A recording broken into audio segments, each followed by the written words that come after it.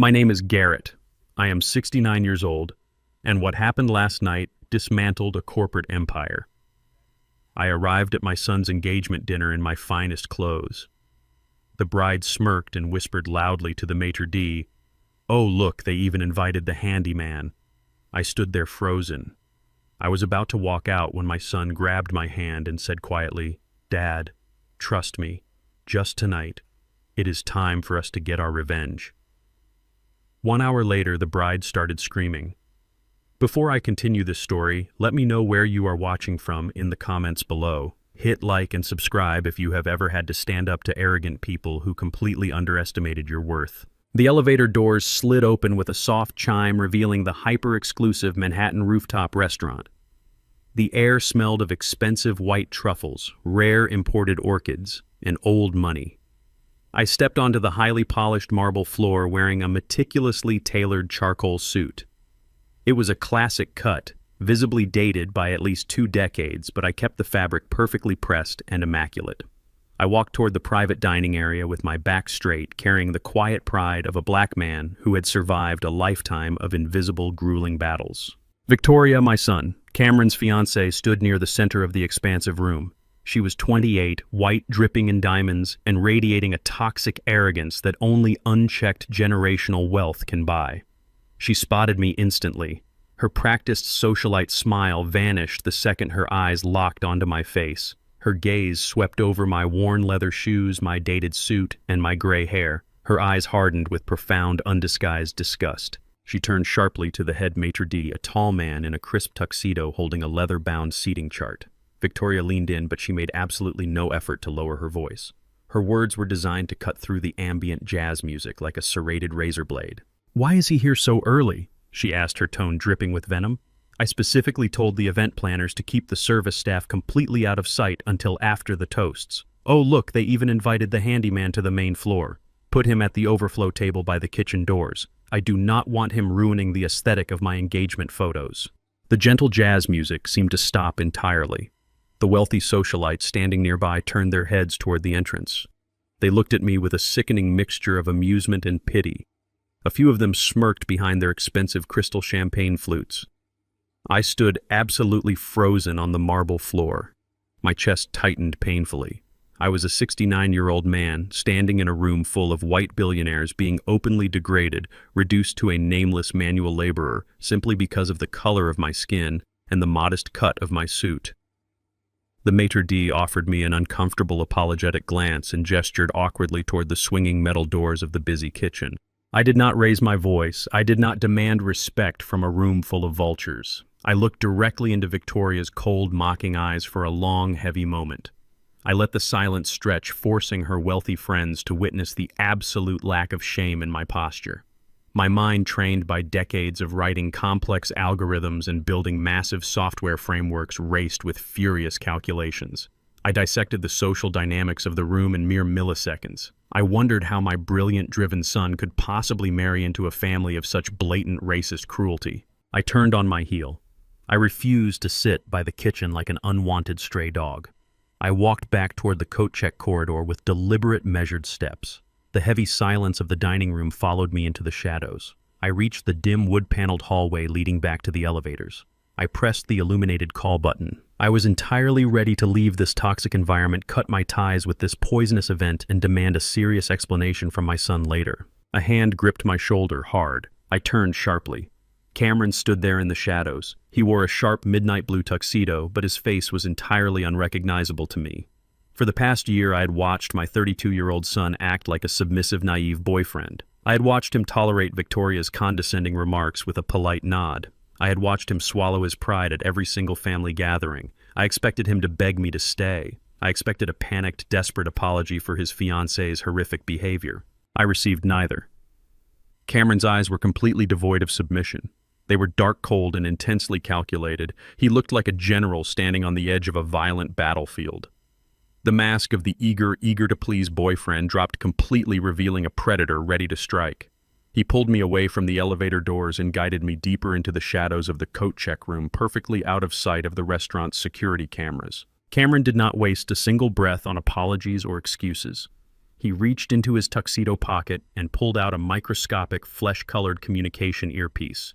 He pressed the device firmly into my palm. His grip was tight, his energy vibrating with suppressed adrenaline and raw focus. "Dad," Cameron whispered, his voice remarkably steady and lethal. "Do not leave. Put this in your ear right now. Keep your phone on silent and leave the line open. I need you in that dining room." I stared at the tiny piece of military-grade technology in my hand. My confusion must have been blatantly evident on my face. Cameron stepped closer, invading my personal space to ensure his words carried no further than my ears. "I did not bring you here tonight to be humiliated," he said, his tone dropping to a dangerous vibrating frequency. "I brought you here to be my witness. I have spent an entire year playing the submissive fool. I smiled at their racist jokes. I played the grateful charity case from the wrong side of the tracks. I infiltrated Victoria's family syndicate from the absolute bottom up. They think I am an idiot who just wants a piece of their vast fortune. They have no idea who I actually am, or what I have been doing to their servers while they slept." The realization hit me like a physical blow to the chest. The subservience, the passive smiles, the tolerance of their casual cruelty, it had all been a flawless, year-long performance. My son was running a high-stakes, incredibly dangerous long con against one of the most powerful corporate families in Manhattan. "The trap snapped shut tonight," Cameron continued, checking his heavy watch with clinical precision. "Every insult you endured, every slight they threw at us, every piece of our legacy they tried to erase ends in exactly 1 hour. I need you to walk back out there. I need you to sit at that insulting table by the kitchen doors. I need you to play the defeated, tired old man perfectly. Feed their massive egos. Let them feel powerful and untouchable. When the time comes, I will give you the signal." He squeezed my shoulder one last time, a gesture of absolute solidarity and shared purpose. He turned away, took a deep breath, and walked back out into the bright, glittering lights of the dining room.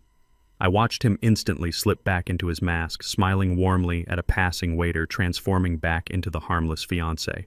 I stood alone in the shadows for a long moment. I looked at the tiny earpiece resting in my palm. A fierce, burning pride ignited deep in my chest, replacing the sting of humiliation completely. I placed the device securely into my right ear, adjusting it until it was invisible. I smoothed the lapels of my dated charcoal suit. I adjusted my tie, squared my shoulders, and walked straight back into the lion's den. The dining room was a blinding display of excessive wealth. Crystal chandeliers cast a warm glow over massive arrangements of white orchids and silver plates of imported caviar. I navigated past the elite guests and took my assigned seat at the very end of the long table. My chair was positioned practically inside the swinging doors of the busy kitchen. Waiters brushed against my shoulder continuously as they rushed out with heavy silver trays.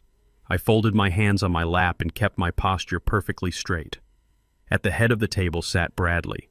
He was a man who wore his billions like a blunt weapon. His silver hair was meticulously styled and his bespoke suit radiated absolute power. He spotted me immediately. He leaned back in his plush leather chair and swirled the dark red wine in his glass. He did not offer a polite greeting. He projected his voice so the entire room could hear every single word. He asked me how the carpentry business was treating me these days.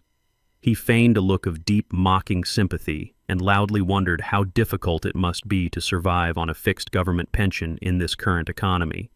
He told the surrounding guests that it was truly a tragedy, how manual laborers break their backs for decades only to end up with nothing to show for it but arthritis and empty pockets. He offered to introduce me to his estate manager to perhaps find me some part-time maintenance work at one of his commercial properties. He framed the vicious insult as a charitable gesture. The socialites sitting near him chuckled quietly into their linen napkins. They looked at my faded charcoal suit and nodded in agreement with his cruel assessment.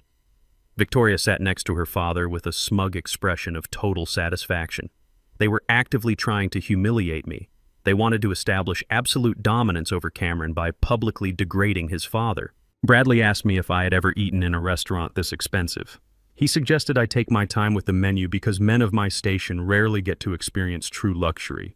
He was a corporate raider who devoured weaker companies for sport, and he clearly viewed my son and me as his latest prey. I did not break eye contact with him. I did not let a single trace of anger show on my face.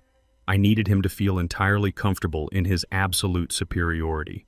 I offered Bradley a soft, humble smile. I nodded my head in a gesture of complete submission and thanked him for his profound generosity.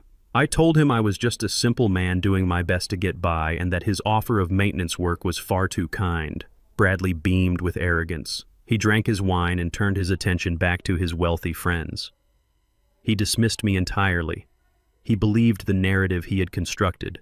He had no idea that he was looking at the man who actually built the foundation of his empire.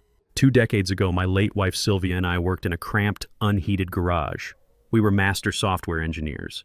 We spent 5 grueling years developing a revolutionary data compression algorithm. It was a flawless piece of code designed to optimize massive logistics networks. We were brilliant, but we were incredibly naive. We took our working prototype to a charming venture capitalist who promised to fund our launch. That man was Bradley. He took our hard drives under the guise of a technical audit. He then utilized a massive team of ruthless corporate lawyers to bury us in endless litigation. He tied us up in court until we went completely bankrupt. He stole our core algorithms and used our life's work to launch the initial public offering that made him a billionaire. Sylvia died of aggressive cancer 5 years later while we were still drowning in the legal debt Bradley forced upon us. She died believing we had failed. I watched Bradley celebrate his massive wealth built entirely on the stolen genius of a brilliant black woman he crushed without a second thought. I played the defeated old man flawlessly tonight because I needed him totally blind to the truth. I was not a broken carpenter. I was a phantom who had spent the last 20 years mastering the exact legal and financial systems Bradley used to destroy my family. I had mapped every single vulnerability in his massive corporate structure. I had traced every dirty dollar in his offshore accounts. I sat quietly by the kitchen doors waiting for the precise moment to strike. My son and I were not the prey. We were the trap. The waiters cleared the appetizer plates and poured fresh champagne. The ambient chatter of the room grew louder as the alcohol flowed freely. Bradley suddenly stood up and tapped his silver fork against his crystal flute. The sharp ringing sound instantly silenced the entire dining room. The guests turned their attention to the head of the table.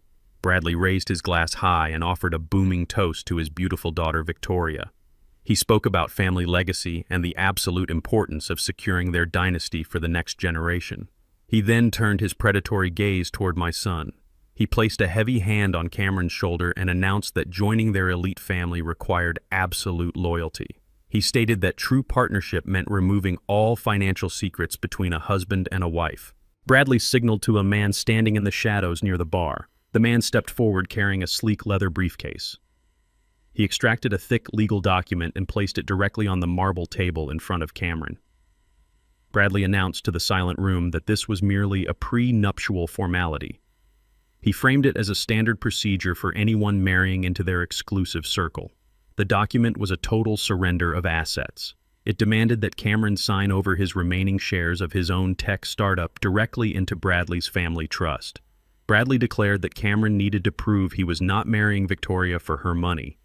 He demanded Cameron sign away his life's work right there at the dinner table before the wedding plans could proceed any further. It was a calculated, vicious public ambush. Bradley knew Cameron could not refuse without looking like a gold digger in front of the city's most powerful elites. The tension in the room spiked instantly. The wealthy guests leaned forward eagerly to watch the young man submit to the billionaire. Cameron looked down at the dense legal contract. He looked visibly cornered and desperate. The trap was set perfectly.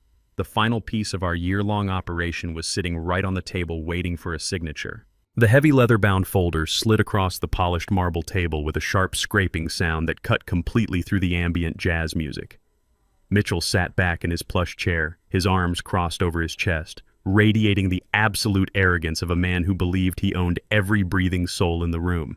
He did not need to speak. He let his daughter deliver the final blow. Courtney leaned forward, her diamond necklace catching the light of the crystal chandeliers. She placed her manicured hands flat on the table, invading Tyson's personal space. The scent of her expensive floral perfume rolled over the table thick and suffocating. She lowered her voice to a harsh, venomous whisper, ensuring only Tyson and the guests immediately adjacent to them could hear the raw malice in her words. She demanded he pick up the pen and sign the surrender documents right this second. Tyson hesitated, his hands resting on his lap. Courtney's smile vanished, replaced by a mask of ruthless entitlement. She leaned closer, her lips barely an inch from his ear. She stated with absolute terrifying confidence that her father's forensic accountants had already fabricated a flawless trail of fraudulent ledgers.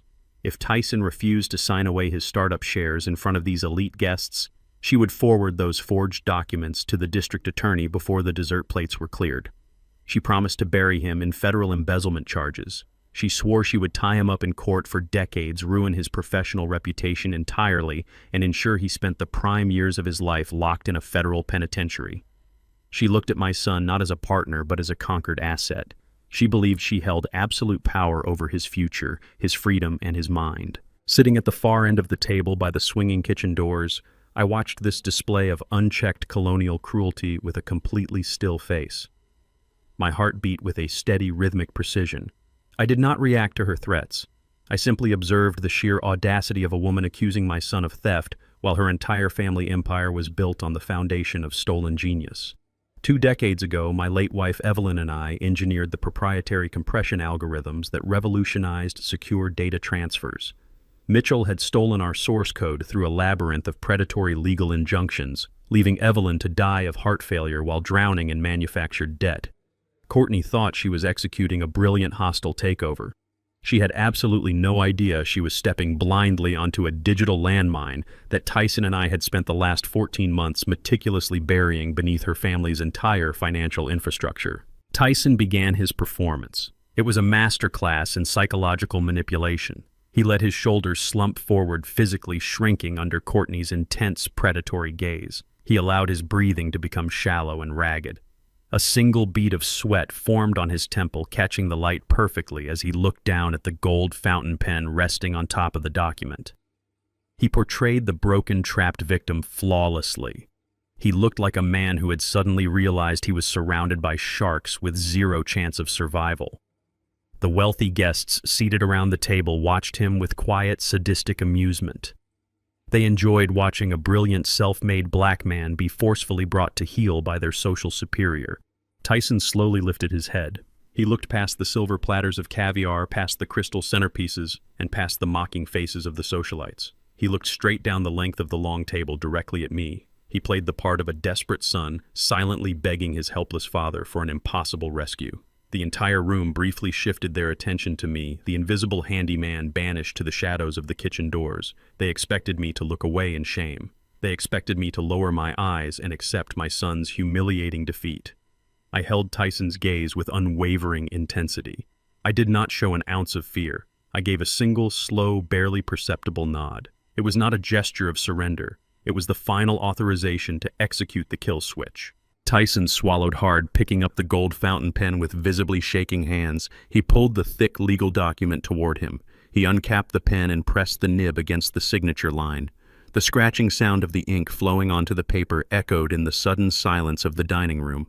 He signed his name, fully surrendering his controlling interest in his technology firm to Mitchell's Family Trust. The second the pen lifted from the page, Courtney snatched the document from the table. She pulled it to her chest with a victorious, triumphant smirk. She looked down at Tyson with an expression of pure, unadulterated supremacy. She had won. She had conquered the upstart tech genius and secured his revolutionary software for her father's portfolio. Courtney did not waste a single second celebrating. She immediately reached into her designer handbag and pulled out her mobile phone. Her manicured thumbs flew across the illuminated screen with practiced speed.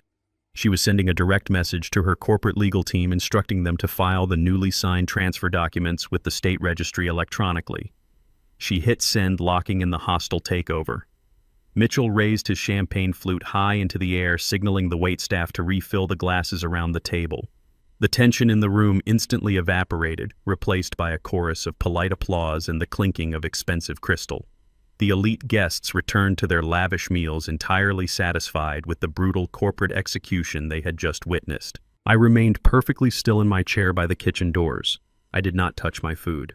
I simply stared at the antique clock ticking on the far wall of the restaurant.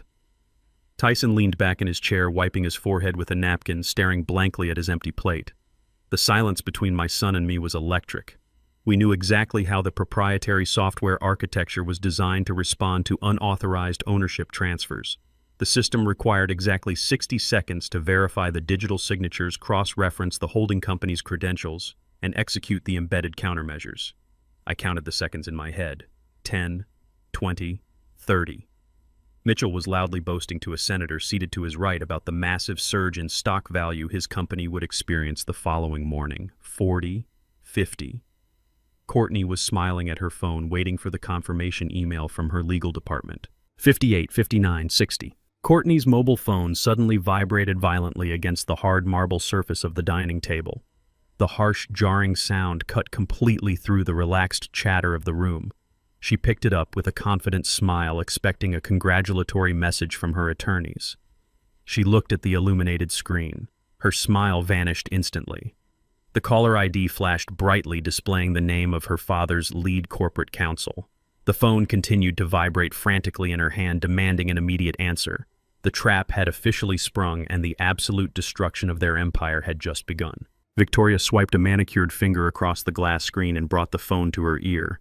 She answered with the sharp, impatient tone of a woman who was accustomed to total obedience. She expected a fawning report of a successful corporate takeover. Instead, the voice bleeding through the receiver sounded frantic, breathless, and utterly terrified. I watched her perfectly sculpted features from across the room. The transformation was instantaneous and absolute.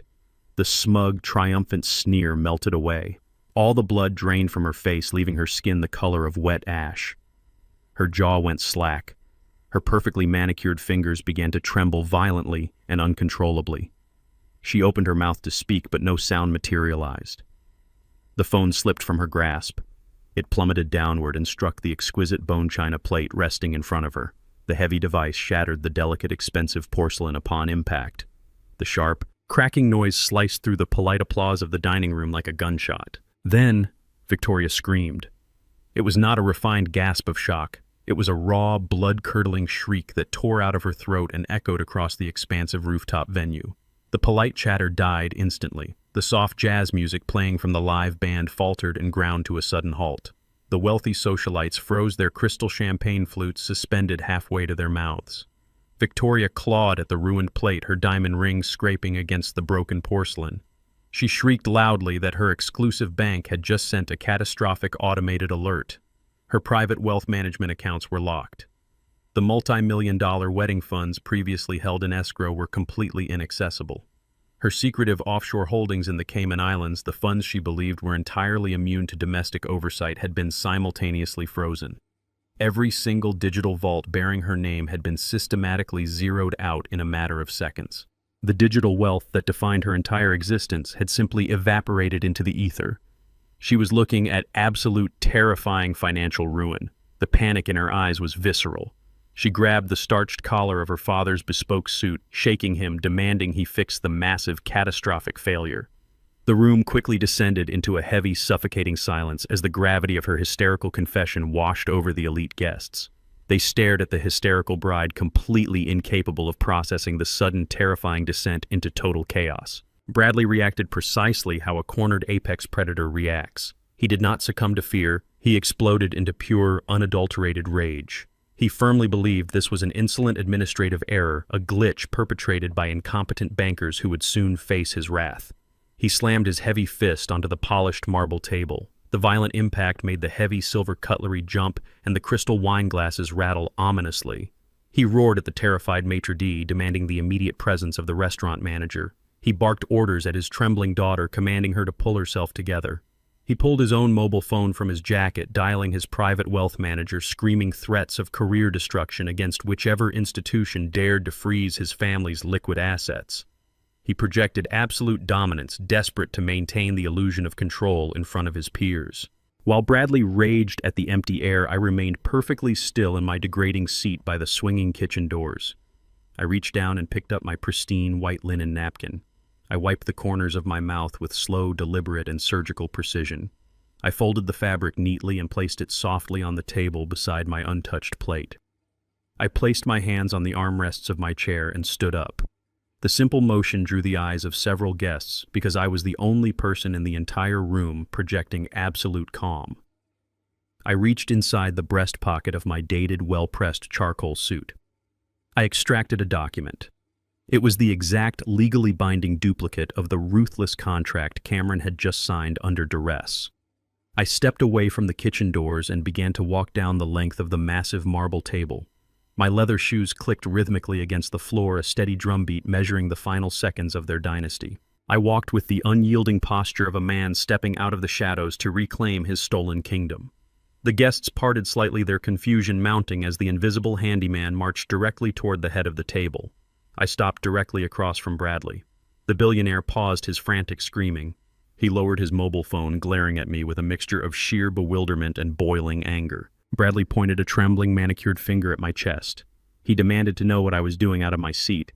He ordered me to turn around and sit back down by the kitchen before he had the security detail physically throw me off the rooftop.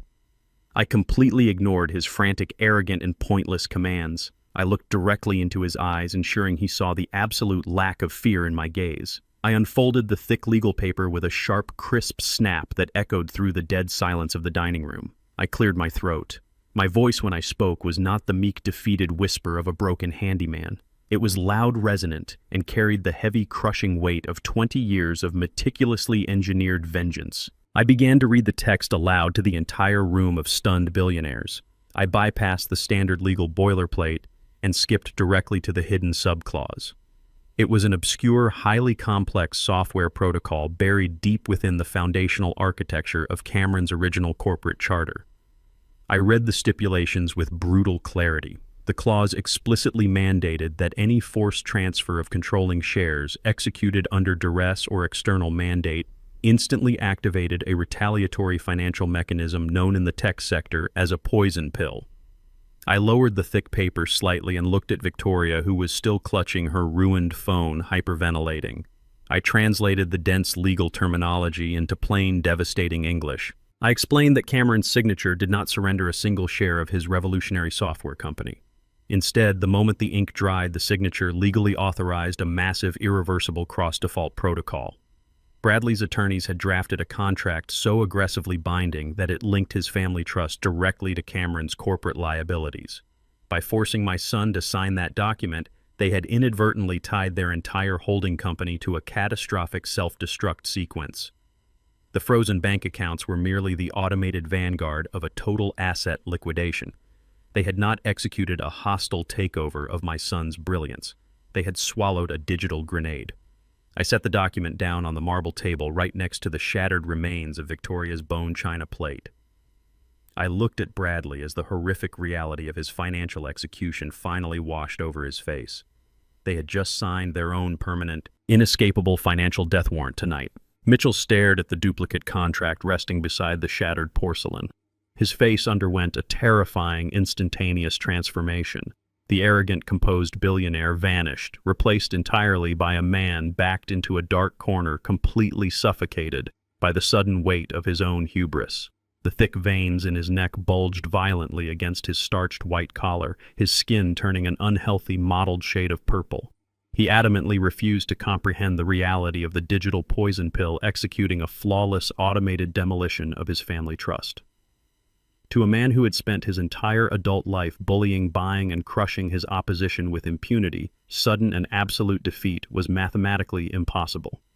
He slammed his heavy fists onto the marble table, shaking the remaining crystal glasses and spilling expensive wine across the pristine linen.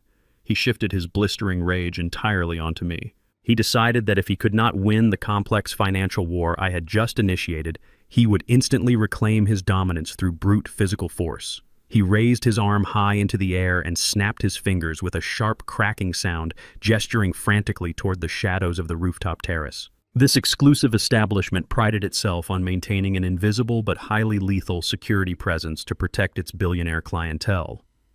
Within seconds, 4 massive men wearing impeccably tailored black suits emerged from the perimeter shadows. Mitchell pointed a trembling, furious finger directly at my chest. He ordered the guards to physically remove me from the premises immediately. He screamed that I was an unstable vagrant, a dangerous trespasser who had forged documents to harass and extort his family. He demanded they drag me to the service elevator, throw me into the dirty alleyway below, and contact the local police precinct to press felony trespassing charges. He wanted me bruised, publicly humiliated, and handcuffed to restore his fragile ego. The other wealthy guests shrank back in their plush chairs, eagerly anticipating the violent spectacle. They thrived on watching the elite casually crush the working class.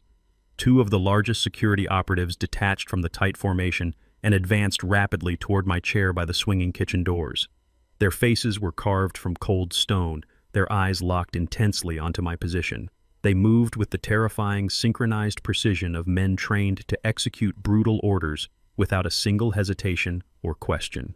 I did not flinch. I did not stand up or attempt to raise my hands to defend myself. I sat perfectly still, calmly smoothing the fabric of my trousers, waiting patiently for the illusion of Mitchell's power to shatter completely. The two towering security guards closed the distance in absolute silence, their heavy footsteps muffled by the thick carpets. They reached my chair, casting long, intimidating shadows over my shoulders. Mitchell barked another vicious command from the head of the table, urging them to grab my arms and drag me away before he lost his temper. I looked up calmly at the towering operatives. I did not see aggression or malice in their cold eyes. I saw absolute unwavering loyalty to their true employer. They stopped mere inches from my seat. They did not reach for my jacket. They did not utter a single threat. They simply pivoted on their heels, turning their broad backs to me, and formed a solid, impenetrable wall of muscle between my chair and Mitchell.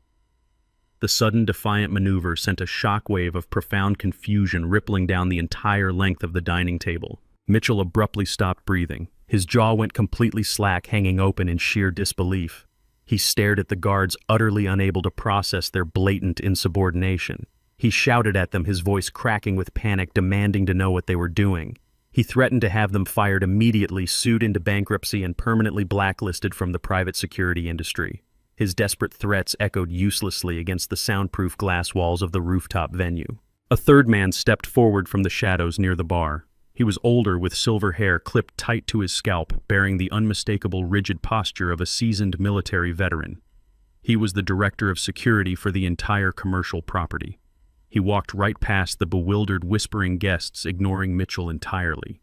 He stopped directly in front of my table, placed his hands respectfully behind his back, and bowed at a sharp, precise angle. When he stood up, he addressed me with a voice that carried with crystal clarity to the very back of the silent dining room. He called me Mr. Chairman. He asked if the screaming guest at the head of the table was causing a disturbance that required immediate, forceful removal from the building. The room collectively gasped. The wealthy socialites who had spent the entire evening treating me like an invisible piece of furniture suddenly stared at me with wide, terrified eyes. Courtney dropped her hands heavily to her sides, her mouth opening and closing as she struggled to pull oxygen into her lungs. Mitchell gripped the edge of the marble table, his knuckles turning stark white. He looked at the veteran security director, then back at me, the terrifying truth slowly crawling into his panicked brain. He realized in real time that his power in this room was nothing but a fragile, pathetic illusion. I had not merely infiltrated his daughter's lavish engagement party. I commanded the very ground he was standing on.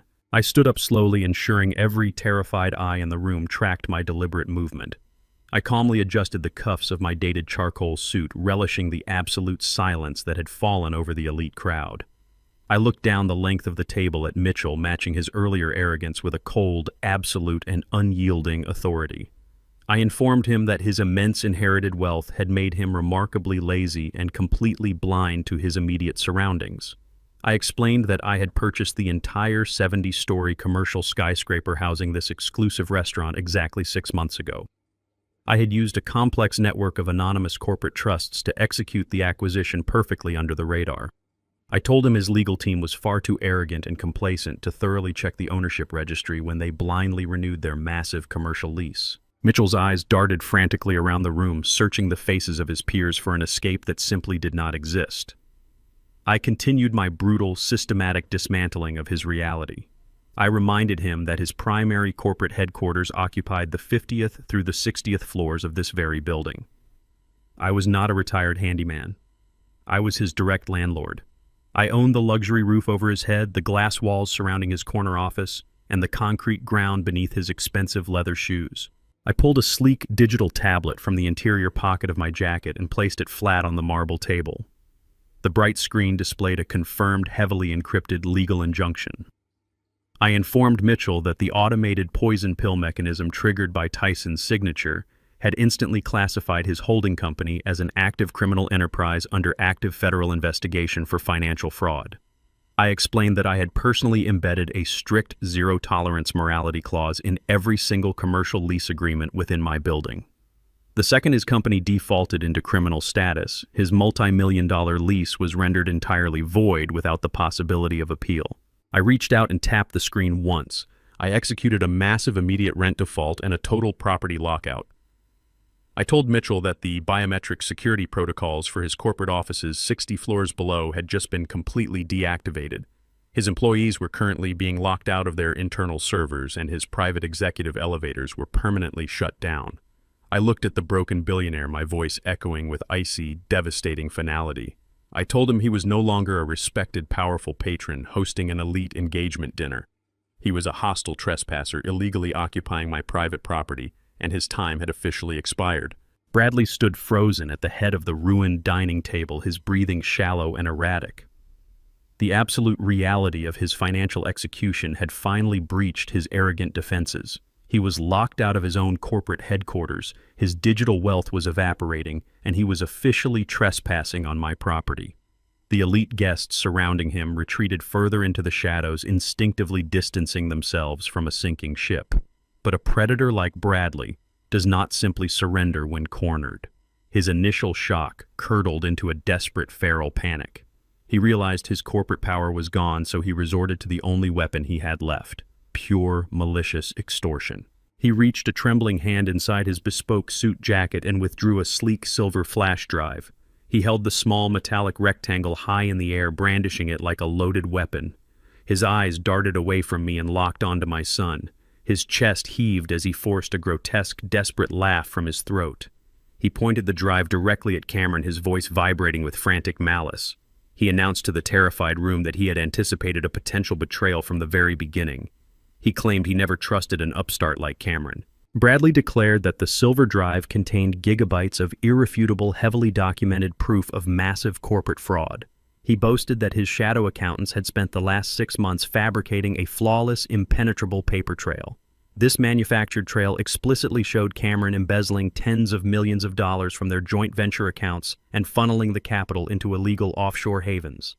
Bradley's voice rose to a frenzied shout. He promised to hand the drive directly to the federal authorities waiting downstairs unless I immediately reversed the building lockout and canceled the poison pill protocol. He painted a horrifying picture of my son's immediate future. He swore he would watch Cameron rot in a maximum security federal penitentiary for the next 30 years. He promised to personally ensure the media dragged Cameron's reputation through the mud, branding him a common thief who tried to scam a respectable family. He gripped the edge of the table, his knuckles white, demanding our total surrender. He believed he still held the ultimate leverage to destroy my son's life completely. Cameron did not flinch. The calculated mask of the terrified, cornered victim simply melted away from his face.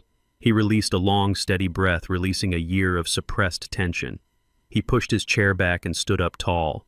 His posture transformed entirely. He was no longer the submissive, eager-to-please fiancé shrinking under the weight of an elite family. He expanded to his full height, projecting an aura of absolute freezing dominance that instantly dwarfed Bradley's desperate rage. Without breaking eye contact, Cameron reached into his own tuxedo pocket. With a slow, deliberate motion, he produced an identical silver flash drive and held it up to the chandelier light. The dining room fell into a suffocating, breathless silence. Cameron looked at Victoria, who was still weeping over her shattered phone, and then shifted his steely gaze back to Bradley. My son spoke, and his voice was a masterclass in controlled, lethal precision. He explained that he had spent the last 12 months swimming in a toxic ocean of their casual racism and blatant disrespect. He detailed how he had sat through countless elegant dinners, silently swallowing Victoria's degrading remarks about his background. He recounted her subtle, vicious microaggressions, the brutal jokes about his upbringing, and the constant suffocating implication that he was merely a charity case elevated by her divine grace. He endured every single insult with a polite smile for one highly specific reason. He needed unquestioned, trusted access to Bradley's inner sanctum. Cameron revealed the truth about their lavish weekend getaway to the Hamptons last month. While Victoria was busy hosting a champagne brunch on the upper deck of her father's private yacht, Cameron had slipped below deck. He utilized his mastery of software engineering to effortlessly bypass the biometric security locks guarding Bradley's maritime server room. He spent 3 uninterrupted hours downloading the entire encrypted contents of Bradley's shadow network directly onto his silver flash drive.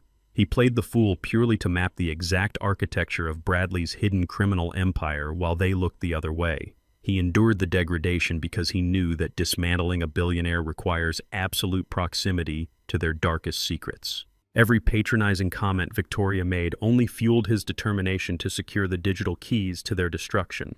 Bradley stared at the identical silver drive in Cameron's hand, the color draining entirely from his already pale face.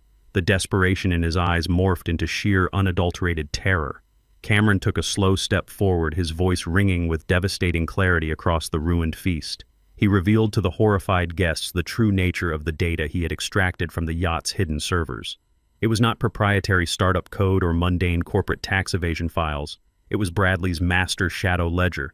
Cameron detailed the horrific flow of money with surgical precision. He explained that he had easily cracked Bradley's archaic encryption protocols within 48 hours. The decrypted files exposed a massive, sophisticated money laundering pipeline. Bradley had been receiving hundreds of millions of dollars in dirty, untraceable cash from a notoriously violent international narcotics cartel. He outlined exactly how Bradley funneled this blood money directly into Victoria's supposedly legitimate boutique shell companies, washing the funds clean through fraudulent real estate acquisitions and fake philanthropic donations. Victoria gasped, clapping a shaking hand over her mouth as her complicity in international organized crime was laid bare for the entire room to hear. Cameron laid out the agonizing reality of Bradley's situation. He gestured toward the flash drive still trembling in Bradley's grip. He invited Bradley to call the federal agents right now and hand over the fabricated embezzlement charges. However, Cameron promised that the exact second Bradley made that move, this identical silver drive would be transmitted directly to the director of the FBI, the Department of Justice, and the national media. Bradley's manufactured trump card was rendered entirely useless. Submitting his fake evidence would instantly trigger an investigation that would uncover the real documented cartel laundering. Worse yet, Cameron smiled a cold, terrifying smile. He gently reminded Bradley that the federal authorities were the least of his immediate problems. If the federal government seized the holding company's assets due to fraud, the international cartel would immediately realize their washed funds were gone. They would not hire lawyers to recoup their losses. They would send armed enforcers to collect their debt directly from Bradley and his daughter. Bradley realized with crushing certainty that he was trapped in an inescapable vice, caught perfectly between decades in a federal penitentiary and the brutal retaliation of a ruthless syndicate. Bradley stood frozen, the reality of his cartel laundering exposure paralyzing him completely. Victoria watched her father's absolute defeat with wide, terrified eyes. The corporate extortion plot had shattered. The threat of federal prison and cartel retaliation loomed over her head like a descending guillotine. She possessed the cunning survival instinct of a cornered rat. She realized instantly that the flash drive in Cameron's hand contained the ruin of her entire privileged existence. Her mind frantically recalibrated. She abandoned her father's sunken ship and searched desperately for a new lifeline. She found it in the man standing right beside her. Victoria lunged across the space separating them. She threw her arms around Cameron, clinging to the sleeve of his midnight blue tuxedo with a vicious, clawing grip. Her manicured nails dug into the expensive fabric as if she were dangling over the edge of a cliff. She shifted her entire persona in the blink of an eye. The arrogant, untouchable heiress vanished, replaced by a screaming, desperate woman demanding her legal rights. She shouted at the top of her lungs, projecting her voice so every single terrified guest in the dining room could hear her. She declared that the engagement dinner was nothing more than a social formality. She shrieked that she and Cameron had visited a private municipal courthouse the previous morning. They had signed a confidential marriage certificate away from the prying eyes of the media and the paparazzi. She proclaimed herself his legally bound wife. Her voice turned shrill and demanding as she weaponized the institution of matrimony. She claimed that under state law she was instantly entitled to exactly 50% of everything Cameron owned. That included his revolutionary software company, his newly revealed wealth, and the protective umbrella of his corporate assets.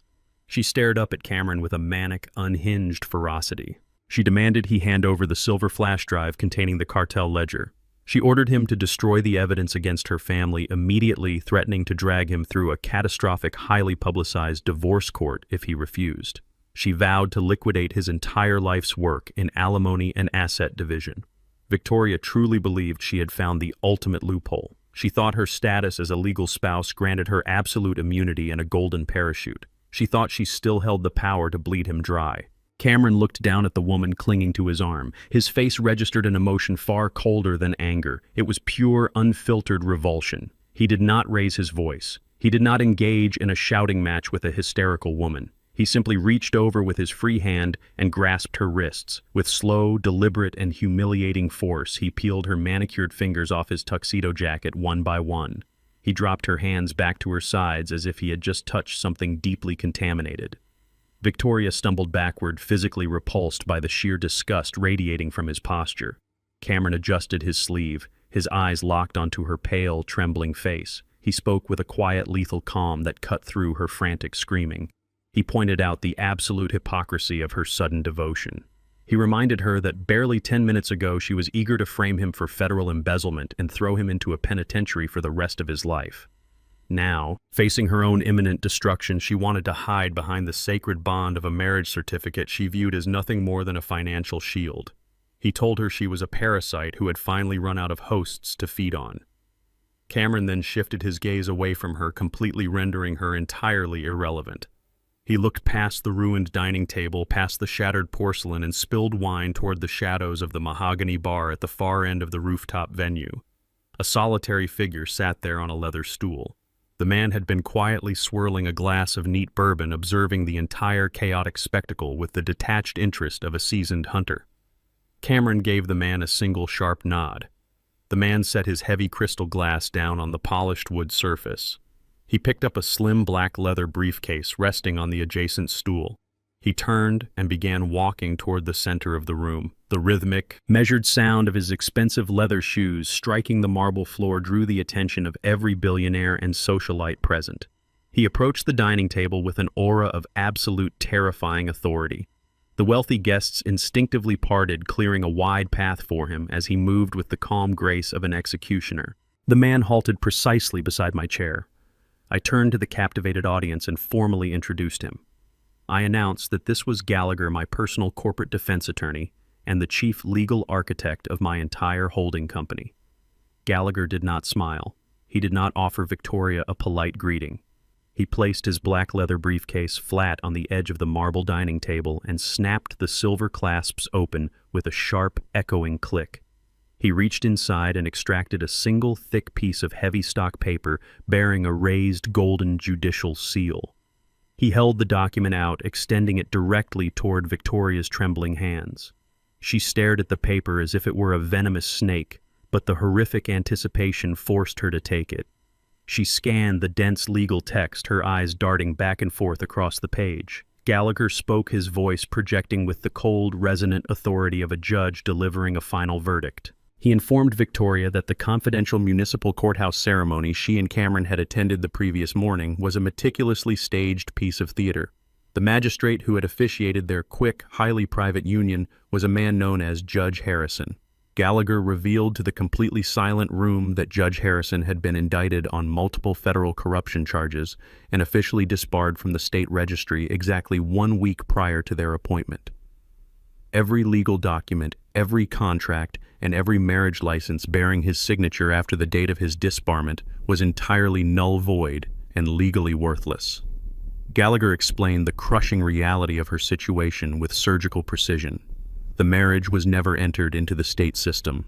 The certificate she held in her hand was nothing more than a highly expensive, meaningless piece of scrap paper. She was not Cameron's legal wife. She possessed absolutely no claim to his software company, no right to his newly revealed assets, and no spousal privilege to hide behind. The legal shield she had desperately tried to raise had disintegrated into dust. Victoria stared at the invalid document, the final thread of her sanity snapping. She was not a wealthy heiress, and she was not a protected spouse. She was completely alone, entirely bankrupt, and utterly defenseless against the incoming federal storm that was about to obliterate her family. The crushing reality of the voided marriage certificate acted as a physical blow to the remaining syndicate members at the table. Victoria collapsed into a nearby chair, her manicured hands covering her face as dry, ragged sobs tore through her chest. Bradley did not look at his daughter. He did not offer her a single word of comfort. His paternal instincts were completely overridden by a primal, suffocating desperation to survive the incoming federal storm. He understood with brutal clarity that the domestic legal walls had closed around him entirely. His corporate headquarters were locked down. His domestic accounts were frozen. The cartel money was exposed, and the FBI was practically knocking on the lobby doors. He had one final desperate maneuver left to execute. He turned away from the dining table, ignoring the shocked stares of the remaining billionaire guests.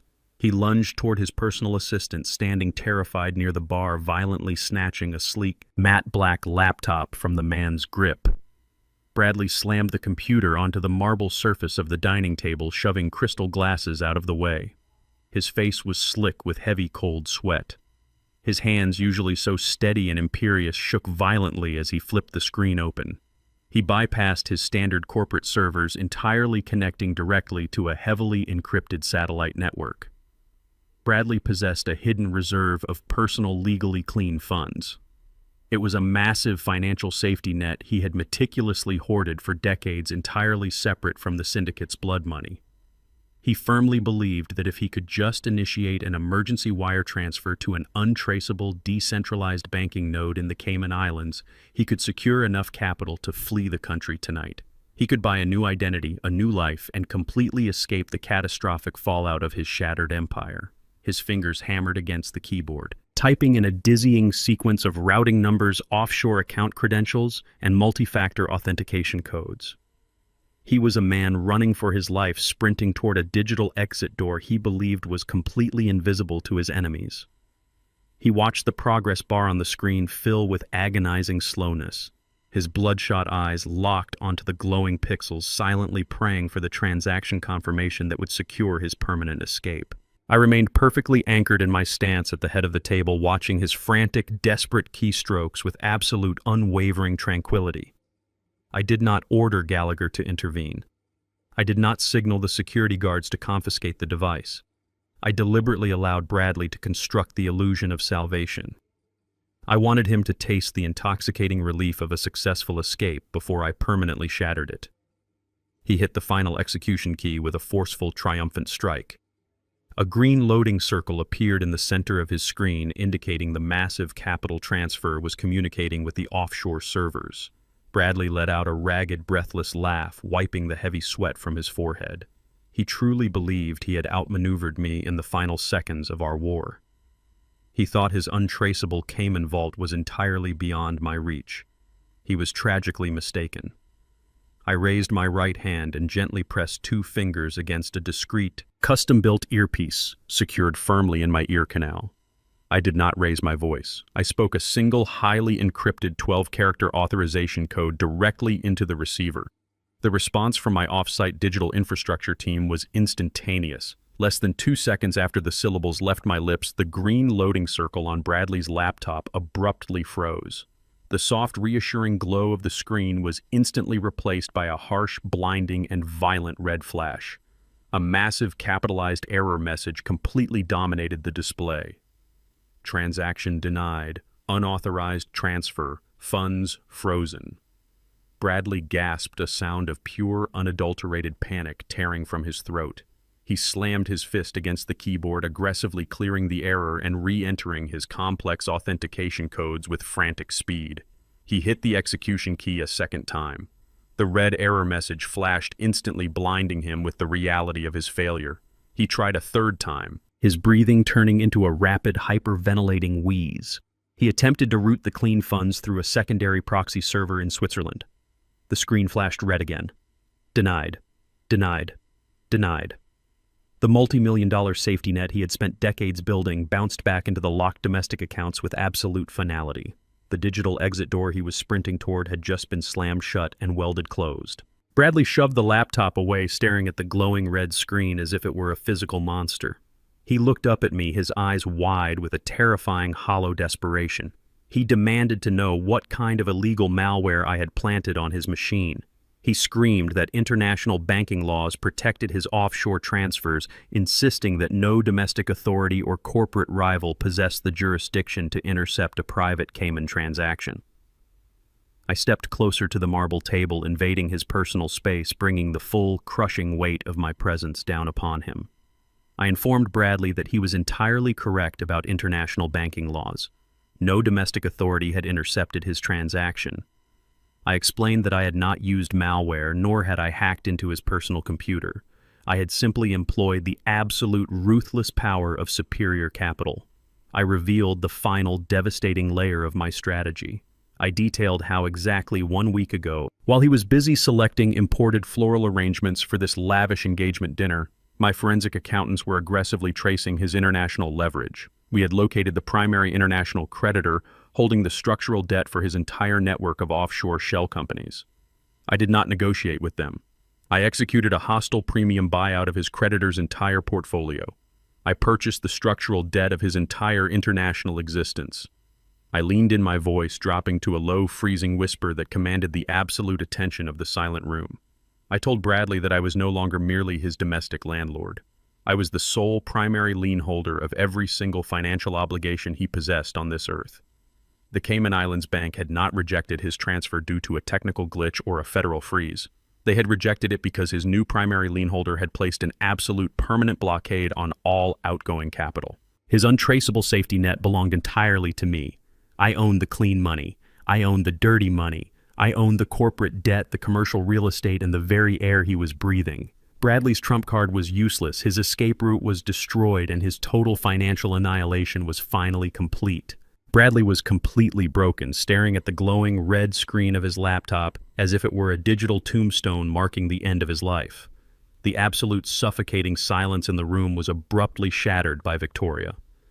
The sudden loss of her fabricated marriage, the immediate freezing of her offshore accounts, and the total public emasculation of her billionaire father pushed her fractured mind straight to the absolute brink of pure insanity. If she could not win financially and she could not win legally, she would drag me down into the mud to salvage a twisted, petty victory. She marched aggressively around the marble table, her designer heels striking the floor like sharp hammer blows. Her perfectly sculpted face twisted into a mask of grotesque, unadulterated venom. She pointed a trembling, diamond-clad finger directly at my face and launched a vicious, deeply personal verbal attack against my late wife. She screamed that she knew exactly who Sylvia was. Victoria's voice echoed across the expansive rooftop, dripping with elitist disgust and desperate malice. She called the absolute love of my life a pathetic, dirty street vendor who spent her miserable existence peddling worthless trinkets on the filthy pavement. She shrieked that Sylvia had died exactly as she lived, completely impoverished and useless, leaving her husband and her son absolutely nothing but staggering debts and an embarrassing, worthless legacy. Victoria spat the words with deliberate theatrical cruelty, ensuring every single billionaire guest heard her defile the memory of a dead woman. I looked into Victoria's bloodshot, manic eyes and recognized her strategy instantly. It was a desperate, highly calculated provocation. She wanted me to snap. She desperately wanted me to lose my legendary composure, raise my hand, and strike her across the face in front of 50 wealthy witnesses. If I committed physical battery against a much younger woman in a room full of high-profile socialites, her security director would have the immediate legal justification to detain me violently. The police would arrest me for felony assault, and the narrative would instantly shift from their massive corporate fraud to an unhinged, violent handyman attacking an innocent bride. She wanted to lock me in a holding cell so her father could have precious hours to manipulate the federal investigation. I did not give her the satisfaction of a violent reaction. I did not raise my hand or raise my voice. Instead, I let the silence hang in the air, thick and heavily suffocating, before I moved to extinguish her final spark of arrogance. My calm, unyielding exterior vanished entirely in a fraction of a second. The polite, restrained posture of the invisible handyman melted away, replaced immediately by the lethal, freezing intensity of an apex predator closing in on its trapped prey. I stepped directly into Victoria's personal space, forcing her to physically tilt her head back just to maintain eye contact. I stood so close she could visibly feel the cold, suppressed rage radiating from my frame. The smug, provocative sneer on her face faltered instantly as her deep survival instinct screamed at her to retreat, but she was completely paralyzed by the sheer crushing weight of my physical presence. My voice dropped to an absolute terrifying whisper, pitched perfectly so that only she, Cameron, and Bradley could hear the devastating truth I was about to deliver. I told her she was dangerously, historically misinformed about the foundation of her own lavish existence. I revealed that my late wife Sylvia was never a street vendor. Sylvia was a certified technological prodigy. She was a brilliant self-taught systems architect who possessed a mathematical mind a full century ahead of her peers. I fed them the brutal reality of their fake hollow empire. 2 decades ago, while Bradley was desperately trying to keep his failing, outdated logistics firm from total bankruptcy, he hired Sylvia as a freelance consultant. Working tirelessly out of our cramped, freezing one-bedroom apartment, Sylvia coded the most advanced, unbreakable data security framework the tech sector had ever seen. She engineered the exact proprietary compression algorithms that revolutionized secure global data transfers. Bradley had recognized the limitless billion-dollar potential of her code immediately. He did not pay her for her genius. Instead, he orchestrated a dark labyrinth of predatory legal injunctions, locking Sylvia out of her own creation while he fraudulently patented her architecture under his own corporate name. Bradley stole her genius, rebranded it aggressively, and used her stolen code to launch his first massive initial public offering. He built his multi-billion-dollar empire, his luxury yachts, his private jets, and the very diamonds resting around Victoria's neck directly on top of my wife's stolen intellectual property. He left Sylvia to die of a stress-induced heart failure while drowning in his manufactured legal debt. Victoria's eyes widened in sheer horror as the drip-fed backstory systematically dismantled her entire sense of superiority. She realized she was not an elite heiress born of brilliant lineage. She was simply a prime beneficiary of a cheap, cowardly theft. The devastating historical revelation sucked the remaining oxygen right out of Bradley's lungs. He slumped heavily against the polished marble dining table, clutching his chest tightly, as if the ghost of my late wife had just reached out from the grave and physically crushed his heart. He tried to stammer a pathetic denial to claim the revolutionary software was a joint corporate development, but the blatant lie simply died in his throat. I did not need to argue with a cornered, exposed thief. I gave a single subtle nod to Gallagher, who was still standing with absolute imposing authority beside my chair. The elite corporate defense attorney stepped forward immediately. His movements were crisp, professional, and entirely merciless. He reached deep into his slim black leather briefcase and withdrew a massive, heavy stack of professionally bound legal documents. He tossed the thick federal lawsuit directly onto the center of the table. The heavy binder landed right beside Victoria's shattered porcelain plate and Bradley's dead, useless laptop. The sharp, heavy thud echoed across the room with crushing, undeniable finality. Gallagher adjusted his expensive suit jacket and addressed the broken billionaire with a voice as cold as glacial ice. He announced loudly that the binder contained a fully filed, active federal civil claim for massive intellectual property theft, malicious corporate espionage, and wrongful death. He explained clearly that Cameron had not merely downloaded the cartel money laundering ledgers during his stealthy yacht trip. He had also located and decrypted the original, unaltered source code logs from 20 years ago, complete with Sylvia's hidden digital signatures embedded deep within the foundational architecture. The proof of theft was absolute, undeniably preserved, and fully authenticated by elite federal cybersecurity experts. I leaned over the table, pressing my weight onto my hands, staring directly into Bradley's terrified, bloodshot eyes. I delivered the final crippling escalation of the evening. I informed him that the lawsuit did not seek a simple public apology or a minor, quiet financial settlement. I had spent 20 years meticulously calculating the exact compound interest on his stolen initial public offering, strictly adjusting for global inflation, massive punitive damages, and gross corporate negligence. I told him the financial damages demanded in that heavy binder exceeded his entire remaining net worth 10 times over. I was not just seizing his frozen bank accounts or locking him out of his commercial lease. I was going to legally strip him of every single asset, property, and penny he possessed, right down to the expensive clothes on his back. His fraudulent legacy was entirely dead. The crushing silence following my revelation allowed the sheer magnitude of Bradley's ruin to finally settle over his shoulders. He stared at the thick federal lawsuit resting beside his useless laptop. His eyes darted rapidly back and forth, the gears of his predatory mind grinding together in a frantic search for a single viable exit strategy. He calculated the terrifying geometry of his collapse. The intellectual property theft would bankrupt him entirely. The frozen bank accounts guaranteed his immediate financial starvation. However, the cartel money laundering charges carried a vastly different, far more lethal consequence. Federal prison would strip him of his freedom, but the international syndicate would brutally strip him of his life. The sheer terror of cartel retaliation eradicated whatever microscopic fragment of paternal loyalty remained in his hollow chest. Bradley made a ruthless instant calculation. A drowning captain does not hesitate to throw extra weight overboard, even if that weight is his own flesh and blood. He slowly pushed himself away from the marble dining table, his breathing ragged and harsh. He did not look at me, nor did he look at Cameron. Instead, he turned his entire body toward his daughter. He raised his arm, his tailored sleeve pulling back to reveal his expensive watch, and pointed a rigid accusatory finger directly at Victoria's face. The panic in his voice was entirely replaced by a cold, desperate, and heavily rehearsed indignation. He loudly proclaimed to the stunned audience of wealthy socialites that he was completely ignorant of any illegal financial activities.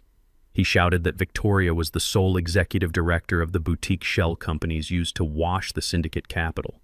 He painted a masterful cowardly fiction, insisting that he was merely a silent, trusting investor who had foolishly handed the reins of his philanthropic ventures over to an ambitious, reckless daughter. He raised his voice higher, ensuring my corporate defense attorney Gallagher heard every single syllable of his treacherous confession. Bradley declared that Victoria had orchestrated the offshore transfers entirely without his consent, explicitly bypassing his corporate oversight to fund her lavish lifestyle. He was serving her up to the federal authorities on a silver platter, offering her life in exchange for his own survival. He was willing to watch his only child rot in a federal cell if it meant deflecting the cartel's wrath away from his own neck. Victoria stood perfectly still, her tear-stained face freezing into a mask of absolute uncomprehending shock. The physical blow of my financial counterstrike had been devastating, but the sheer unnatural cruelty of her father's betrayal completely shattered her reality. She stared at the man who had molded her into a ruthless predator, completely unable to process the fact that he was now feeding her to the wolves. The wicked, impenetrable alliance that had fueled their family's arrogance for decades simply disintegrated into dust before our eyes. The wealthy guests seated around the room recoiled in genuine horror, witnessing the complete, ugly moral collapse of high society's most powerful dynasty. For a long, agonizing moment, the only sound in the venue was the harsh, heavy breathing of a father and daughter locked in a sudden, vicious standoff. Then the shock holding Victoria together violently ruptured. She unleashed a sudden, ear-piercing shriek that carried no words, only the raw, feral sound of an animal caught in a brutal trap. She twisted her body sharply, driving the heel of her expensive designer shoe into the heavy mahogany chair beside her. The violent kick sent the chair crashing backward, the wood fracturing loudly as it slammed against the polished floor. She did not shrink away from Bradley's accusations. She absorbed his betrayal and instantly transmuted it into a furious, blinding rage. If he intended to throw her into the fire, she was going to drag him directly into the flames with her. Victoria spun around, her hands shaking with adrenaline and pure malice. She snatched her discarded diamond-encrusted handbag from the edge of the dining table. Her manicured fingers clawed desperately at the golden clasp, tearing the expensive leather in her frantic rush to expose her father. She rummaged through the silk-lined interior, tossing luxury cosmetics and crystal perfume bottles onto the marble table, sending them scattering and shattering alongside her ruined phone. Her breathing was loud, ragged, and filled with an intense, venomous purpose. She was no longer fighting to preserve her wealth or her social standing. She was fighting for mutual destruction.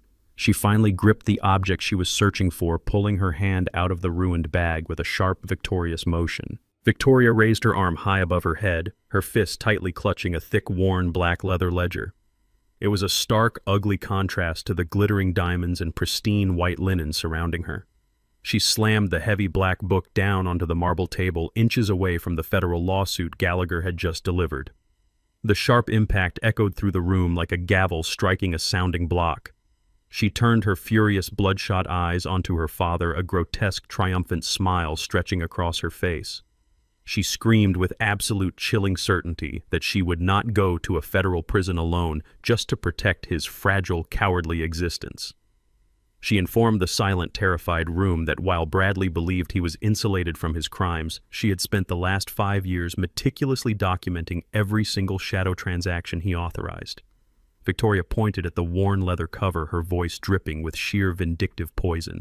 She declared that this black ledger contained the exact, unredacted operational history of his real estate empire. She revealed that Bradley's entire portfolio of commercial skyscrapers, luxury condominiums, and waterfront developments was built on a foundation of massive systemic municipal corruption. She screamed that the pages held the names, dates, and exact offshore account numbers of every single corrupt city official, zoning commissioner, and municipal judge her father had ever bribed. She detailed how he had systematically purchased building permits, bypassed vital structural safety inspections, and illegally crushed local zoning regulations by funneling millions in cartel cash directly into the pockets of public servants. She promised to hand the black ledger directly to the federal prosecutors the second she was taken into custody.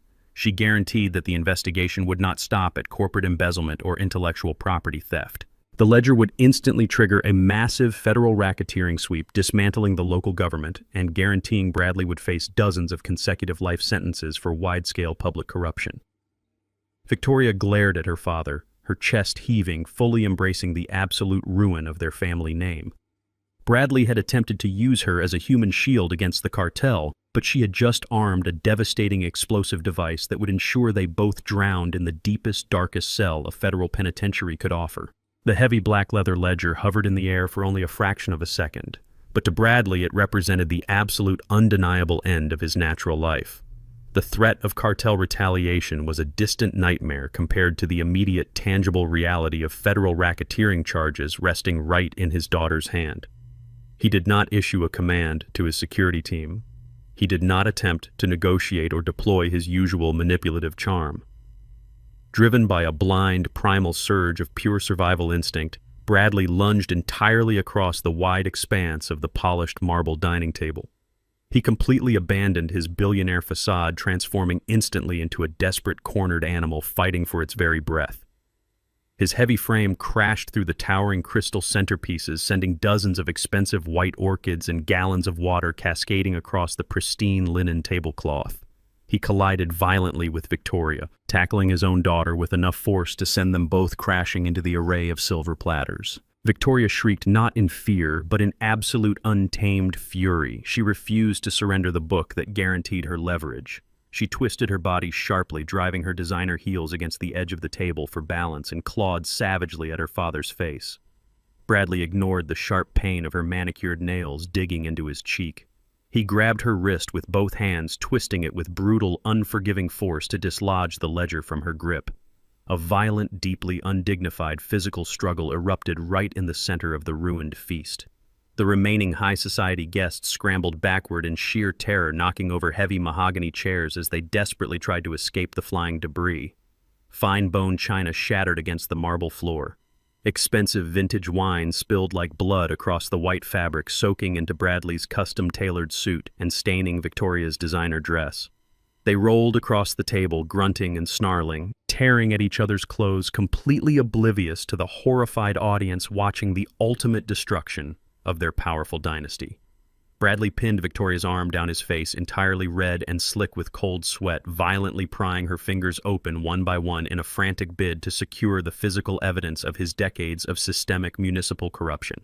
While the two billionaires tore each other apart in a display of pathetic feral desperation, Cameron took a slow, measured step backward to clear the immediate blast radius of the shattering crystal. I moved simultaneously, stepping away from the head of the table to join him. We stood perfectly still, shoulder to shoulder, anchored together in the midst of the absolute chaos unfolding before us. I looked at my son, noting the steady, rhythmic rise and fall of his chest. The heavy, suffocating anxiety he had been forced to carry for the past 12 months had completely evaporated. We did not need to exchange a single word to understand the profound gravity of this moment. We simply watched in total silence as the monsters who had stolen my wife's genius and attempted to destroy my son's future systematically dismantled their own empire with their bare hands.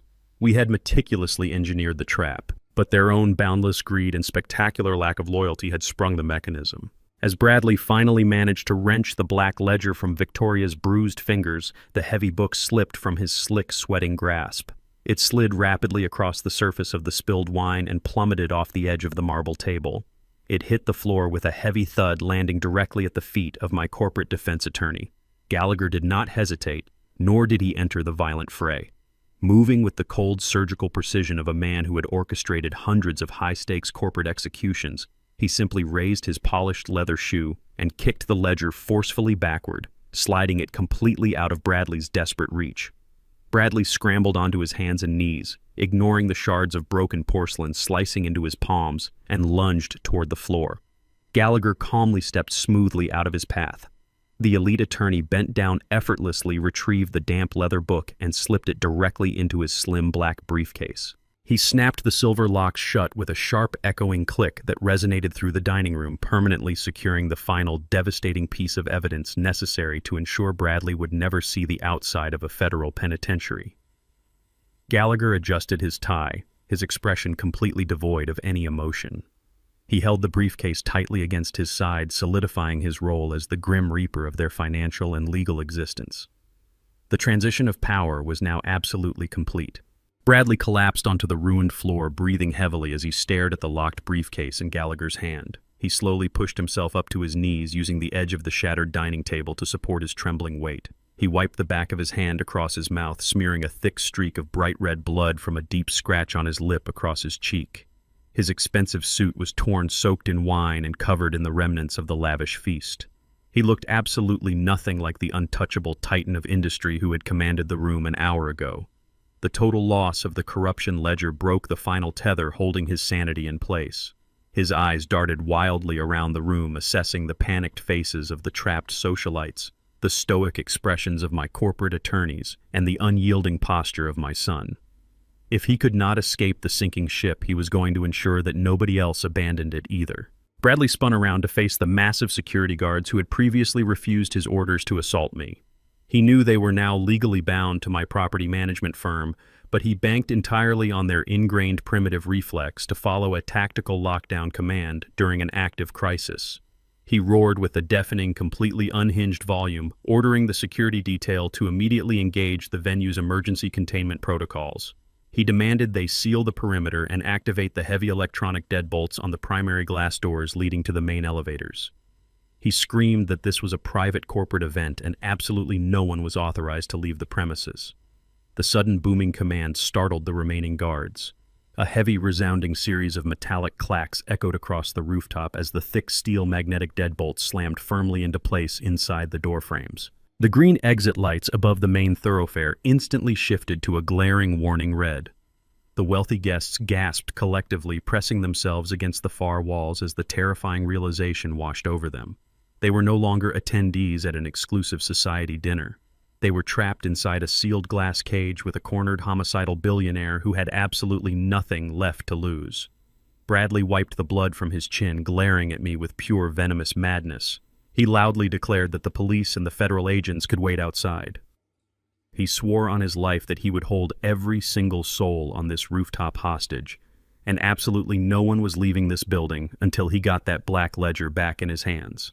The heavy steel deadbolts engaged with a final echoing mechanical thud that reverberated through the soles of our shoes. The venue was entirely sealed. The terrified whimpers of the trapped socialites and corporate executives filled the stifling air. They huddled together against the far edges of the rooftop terrace, pressing their expensive silk gowns and tailored tuxedos against the cold brick walls. Bradley stood amidst the wreckage of the dining table, his chest heaving with violent, ragged breaths. He wiped a trembling hand across his mouth, staring at the fresh streak of bright crimson on his knuckles. With a sudden guttural sound of pure contempt, he turned his head and spat a thick glob of blood and saliva directly onto the pristine marble floor. The grotesque act shattered whatever remained of his refined billionaire persona. He was nothing but a cornered thug. He let out a harsh, wet laugh that sounded entirely unhinged. He reached into the inner pocket of his ruined suit jacket and extracted a sleek, encrypted mobile device. He held it up like a weapon, his eyes completely wild, fueled by a dangerous cocktail of adrenaline and pure delusion. He loudly proclaimed to the captive audience that my corporate lawyers and federal threats meant absolutely nothing in his city. He announced with staggering arrogance that the local police precinct commander was his closest, most highly paid personal ally. He boasted that he had single-handedly financed the commander's entire career, purchasing his loyalty with offshore accounts and luxury real estate. Bradley hammered a speed dial button on his phone and put it on speaker for the entire room to hear. The call connected instantly. Bradley did not ask for help. He issued a frantic, ruthless command. He screamed into the receiver that a hostile corporate faction had just hijacked his private engagement dinner.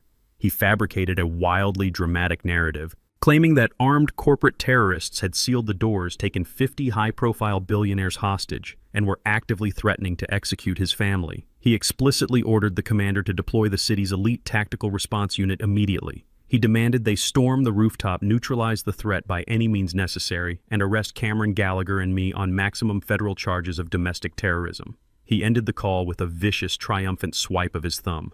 He glared at me, his chest puffed out with manic pride, fully believing he had just checkmated my entire operation. He sneered that his personal army of heavily armed local police officers was exactly 3 minutes away and my legal binder would not save me from a hail of tactical gunfire. I did not flinch at his violent threats. I simply turned my head slightly and met Cameron's gaze. My son stood perfectly upright, his posture entirely relaxed amidst the surrounding hysteria. He looked back at me, his expression devoid of any fear or hesitation. A silent, profound understanding passed between us in that split second. We had anticipated this exact, desperate maneuver with flawless precision. We knew Bradley's deeply ingrained arrogance would never allow him to simply surrender to a financial buyout or a civil lawsuit. We knew that when pushed to the absolute edge of total ruin, his primal instinct would force him to call upon his corrupt municipal muscle. He had just handed us the final critical piece of our intricate puzzle. By ordering a false domestic terrorism raid on an open line, he had officially tied his corrupt precinct commander directly into an active federal conspiracy. We had not just trapped Bradley on this rooftop. We had successfully baited him into summoning the rest of his criminal syndicate directly into our waiting net. I slowly returned my attention to Bradley, watching the false confidence radiate from his bloody face. The silence in the sealed restaurant stretched out agonizing and tight, broken only by the muffled sobs of the terrified elite. Then the sound began. It did not come from the sky, nor did it come from the street below.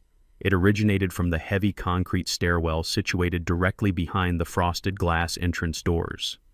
It started as a low, deep vibration, a rhythmic drumming that traveled steadily up through the structural beams of the building.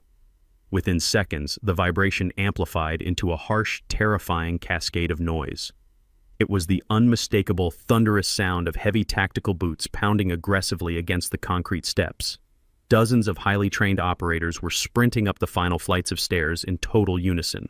The sheer acoustic force of their synchronized movement rattled the remaining crystal glasses on the ruined tables. Bradley's smile widened into a grotesque display of sheer predatory triumph. He stepped forward, spreading his arms wide, welcoming the incoming violence. He truly believed his bought and paid for police commander had arrived to slaughter his enemies and restore his broken empire. The pounding boots reached the top landing, halting abruptly just inches away from the locked glass doors. The sudden total silence on the other side of the frosted glass was infinitely more terrifying than the noise. The heavy, reinforced glass doors did not simply swing open. They were violently, instantaneously obliterated. A massive steel breaching ram slammed into the center of the double doors with the concussive force of a detonating bomb. The expensive frosted glass shattered into a million tiny glittering fragments, exploding inward and showering the pristine marble lobby with sharp, deadly rain. The terrifying sound of the breach was immediately followed by a synchronized flood of overwhelming tactical force. Heavily armored figures poured through the destroyed entrance in a flawless, highly aggressive tactical formation, fanning out across the rooftop terrace with surgical precision.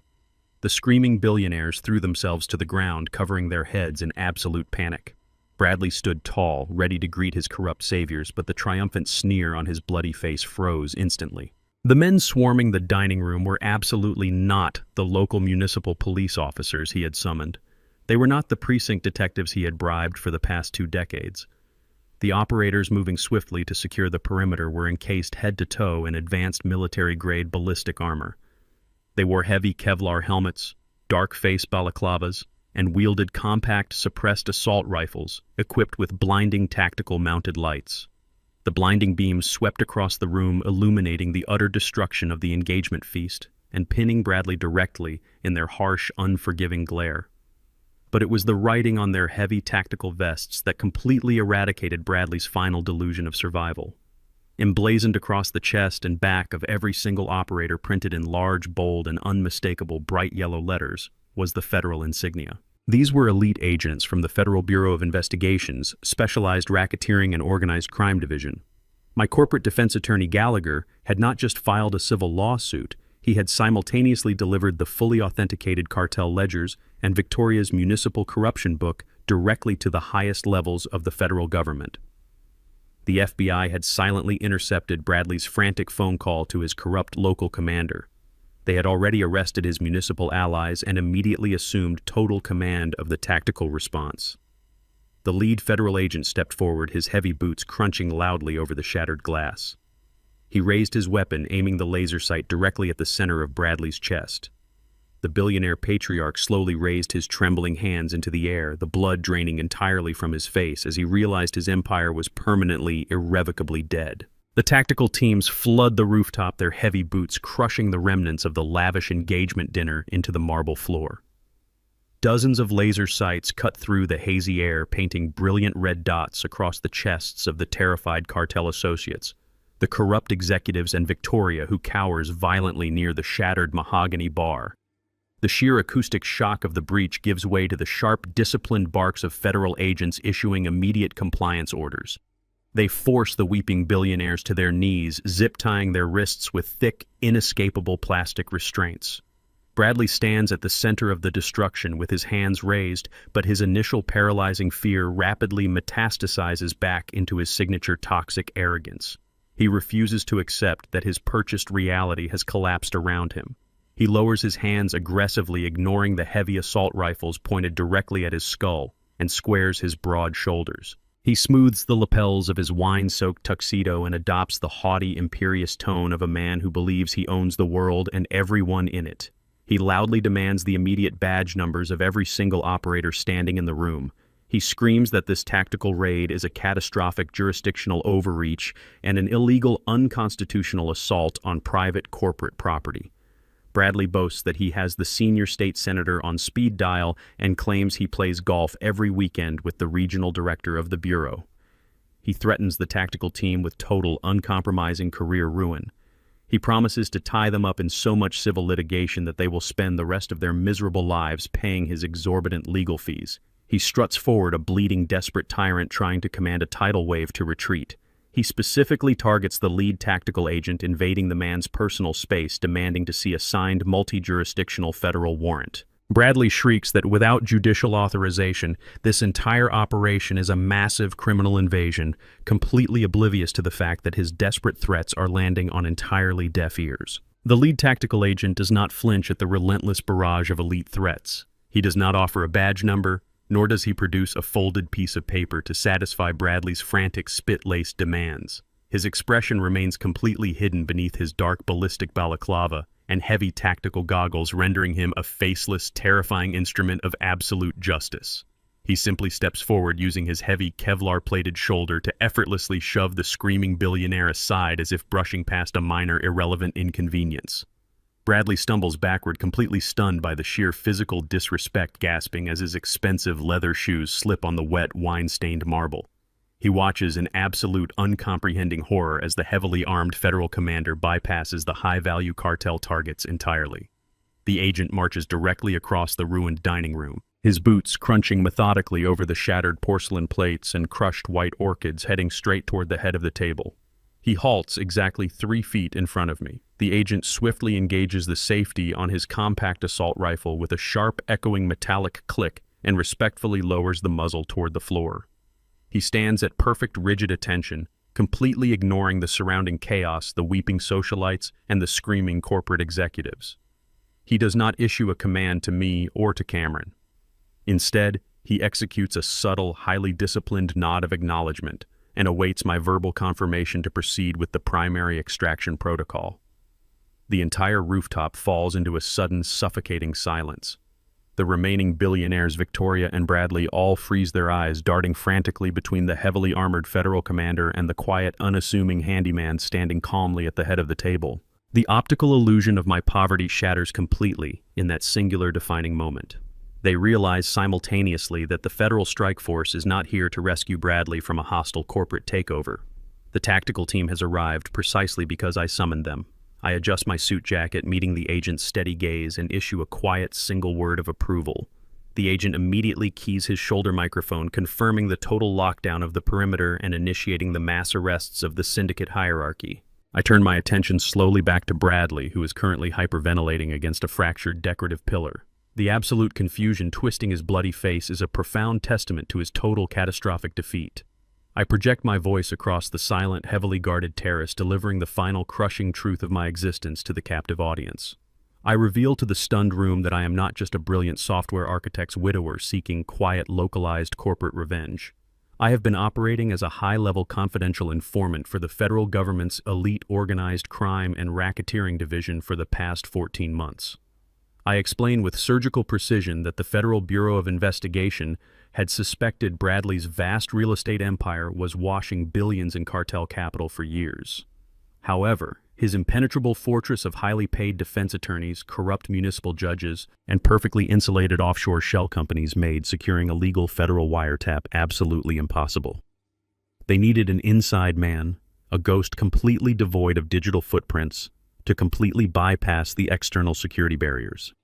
I offered them the perfect invisible operative. I detail how I deliberately orchestrated Cameron's social trajectory, guiding my brilliant son directly into Victoria's predatory orbit. I used the sacred institution of a high society engagement as the ultimate impenetrable Trojan horse.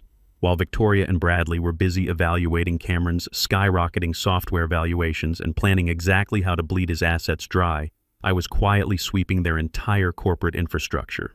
I explained that the humble, invisible handyman who fixed their plumbing and carried their luggage was actually planting microscopic federal surveillance relays in their private offices, cloning their highly encrypted hard drives, and mapping the entire international money laundering network from the inside out. I looked directly into Victoria's weeping, terrified eyes and thank her coldly for bringing me into her private executive suites just last week to arrange the engagement seating charts. I utilized that specific arrogant summons to physically install the final undetectable keystroke logger on her father's primary financial terminal. The engagement was never real. It was a meticulously sanctioned, federally funded undercover operation designed entirely to drag their entire criminal syndicate into the blinding, inescapable light of federal justice. Victoria watched the federal tactical units secure the rooftop with ruthless, militaristic efficiency. The reality of the yellow FBI insignia blazoned across their armored chests shattered the last remaining fragments of her arrogant delusion.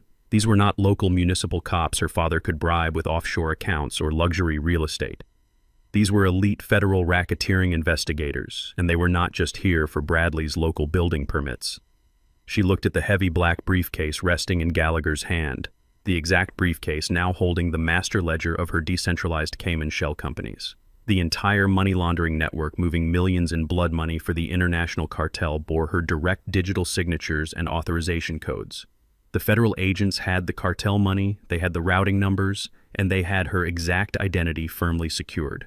Victoria understood instantly that she was not going to face a white-collar slap on the wrist or a minor civil penalty. She was facing consecutive decades in a maximum security federal penitentiary. The sheer terror of losing her freedom, her luxury, and her very life stripped away her aggressive, unhinged exterior in a matter of seconds. She abandoned her father, who was currently surrounded by heavily armed operators, and turned her desperate, frantic eyes toward Cameron. Victoria threw herself forward, completely ignoring the sharp shards of shattered crystal and broken porcelain scattered across the expensive marble floor. She dropped forcefully to her knees, directly in front of the man she had planned to financially bleed dry. She wrapped her arms tightly around Cameron's legs, burying her face into the fabric of his dark trousers. She instantly weaponized her tears, forcing violent theatrical sobs to tear through her chest. Victoria looked up at him, her face a mask of manufactured agony and pathetic vulnerability. She begged for mercy with a shrill, pleading voice, claiming she was completely innocent of any wrongdoing. She swore on her life that her father was a ruthless, controlling tyrant who had manipulated her into the fraud. She shrieked that Bradley had forced her to sign those offshore banking documents under severe psychological duress, threatening to cut her off entirely and ruin her life if she refused to wash the syndicate's capital. She cast herself as a helpless, terrified victim trapped inside a criminal empire she never wanted. She begged Cameron to speak to the federal agents, pleading with him to use his status as a confidential informant to grant her full immunity, promising she would testify against her own father in exchange for her absolute freedom. Cameron did not move a single muscle. He did not attempt to step away from her grasping hands, nor did he offer a single gesture of comfort or reassurance. He simply stood tall, looking down at the weeping heiress with an expression of absolute freezing disgust. The warm, enamored facade he had meticulously maintained for the past 14 months evaporated completely, leaving behind a cold, calculating, and deeply impenetrable resolve. He allowed her to sob against his knees for a long, agonizing moment, letting her fully debase herself in front of the silent federal strike force and the captive audience of terrified billionaires. When he finally spoke, his voice was quiet, steady, and razor-sharp, cutting through her hysterical lies with surgical precision. Cameron informed Victoria that her fabricated victim narrative was entirely useless. He told her he knew exactly who she was, what she was capable of, and the profound depths of her inherent cruelty. He stated clearly that he had never believed her performance, not for a single second of their fake engagement. Cameron then detailed the exact chilling moment he knew with absolute certainty that she was a soulless monster. He reminded her of the Memorial Scholarship Fund he had established 3 years ago to honor his late mother, Sylvia. It was a dedicated, sacred financial trust designed specifically to support brilliant, underprivileged female engineers, preserving the legacy of the woman whose genius Bradley had stolen. Cameron revealed that exactly 1 month into their fabricated courtship, he had intentionally left his secure financial portfolio open on his desk. He watched through hidden surveillance cameras as Victoria secretly accessed his private wealth management portal. She did not hesitate or show a shred of decency. Believing Cameron was entirely under her spell, she actively attempted to liquidate the entire memorial fund. She tried to permanently erase Sylvia's legacy and divert hundreds of thousands of charitable dollars directly into a private escrow account to purchase a custom-built luxury vacation yacht for their honeymoon. Cameron stared into Victoria's horrified eyes, his voice dripping with lethal contempt. He explained that watching her casually attempt to destroy a dead woman's charitable legacy to finance a vanity purchase proved she possessed zero empathy, zero morality, and absolutely no humanity. It was the precise moment he realized that utterly destroying her life would require absolutely no guilt, no hesitation, and no remorse. Victoria released her grip on his legs, stumbling backward on the glass-covered floor as the brutal reality of his hatred washed over her. Her fake tears dried, instantly replaced by a hollow, paralyzing dread. She realized Cameron had documented every single malicious action she had taken since the day they met. Before she could attempt another pathetic plea for clemency, Cameron shifted his gaze away from her ruined face. He looked directly past her, focusing on the lead federal tactical agent standing just a few feet away. The imposing commander, clad in heavy ballistic armor and gripping a suppressed assault rifle, had remained perfectly still, silently observing the entire confrontation. Cameron did not address the heavily armed operative by a formal rank or a federal badge number. Instead, he spoke with a warm, deeply affectionate tone, calling the commanding officer by her first name. He simply said that they had everything they needed, Valerie. The imposing tactical leader immediately stepped forward, bridging the short distance between them. With smooth, practiced movements, the commander reached up to unlatch the heavy chin strap of the Kevlar helmet. She pulled the protective headgear free, tossing it onto the ruined dining table. She then grabbed the thick, dark ballistic balaclava and pulled it over her head, allowing a cascade of long, dark hair to fall freely over the heavy tactical vest. Victoria stared upward, her jaw dropping in absolute mind-shattering shock. The elite federal investigator standing over her was not a faceless government agent. It was Valerie. It was Cameron's actual long-term fiancée.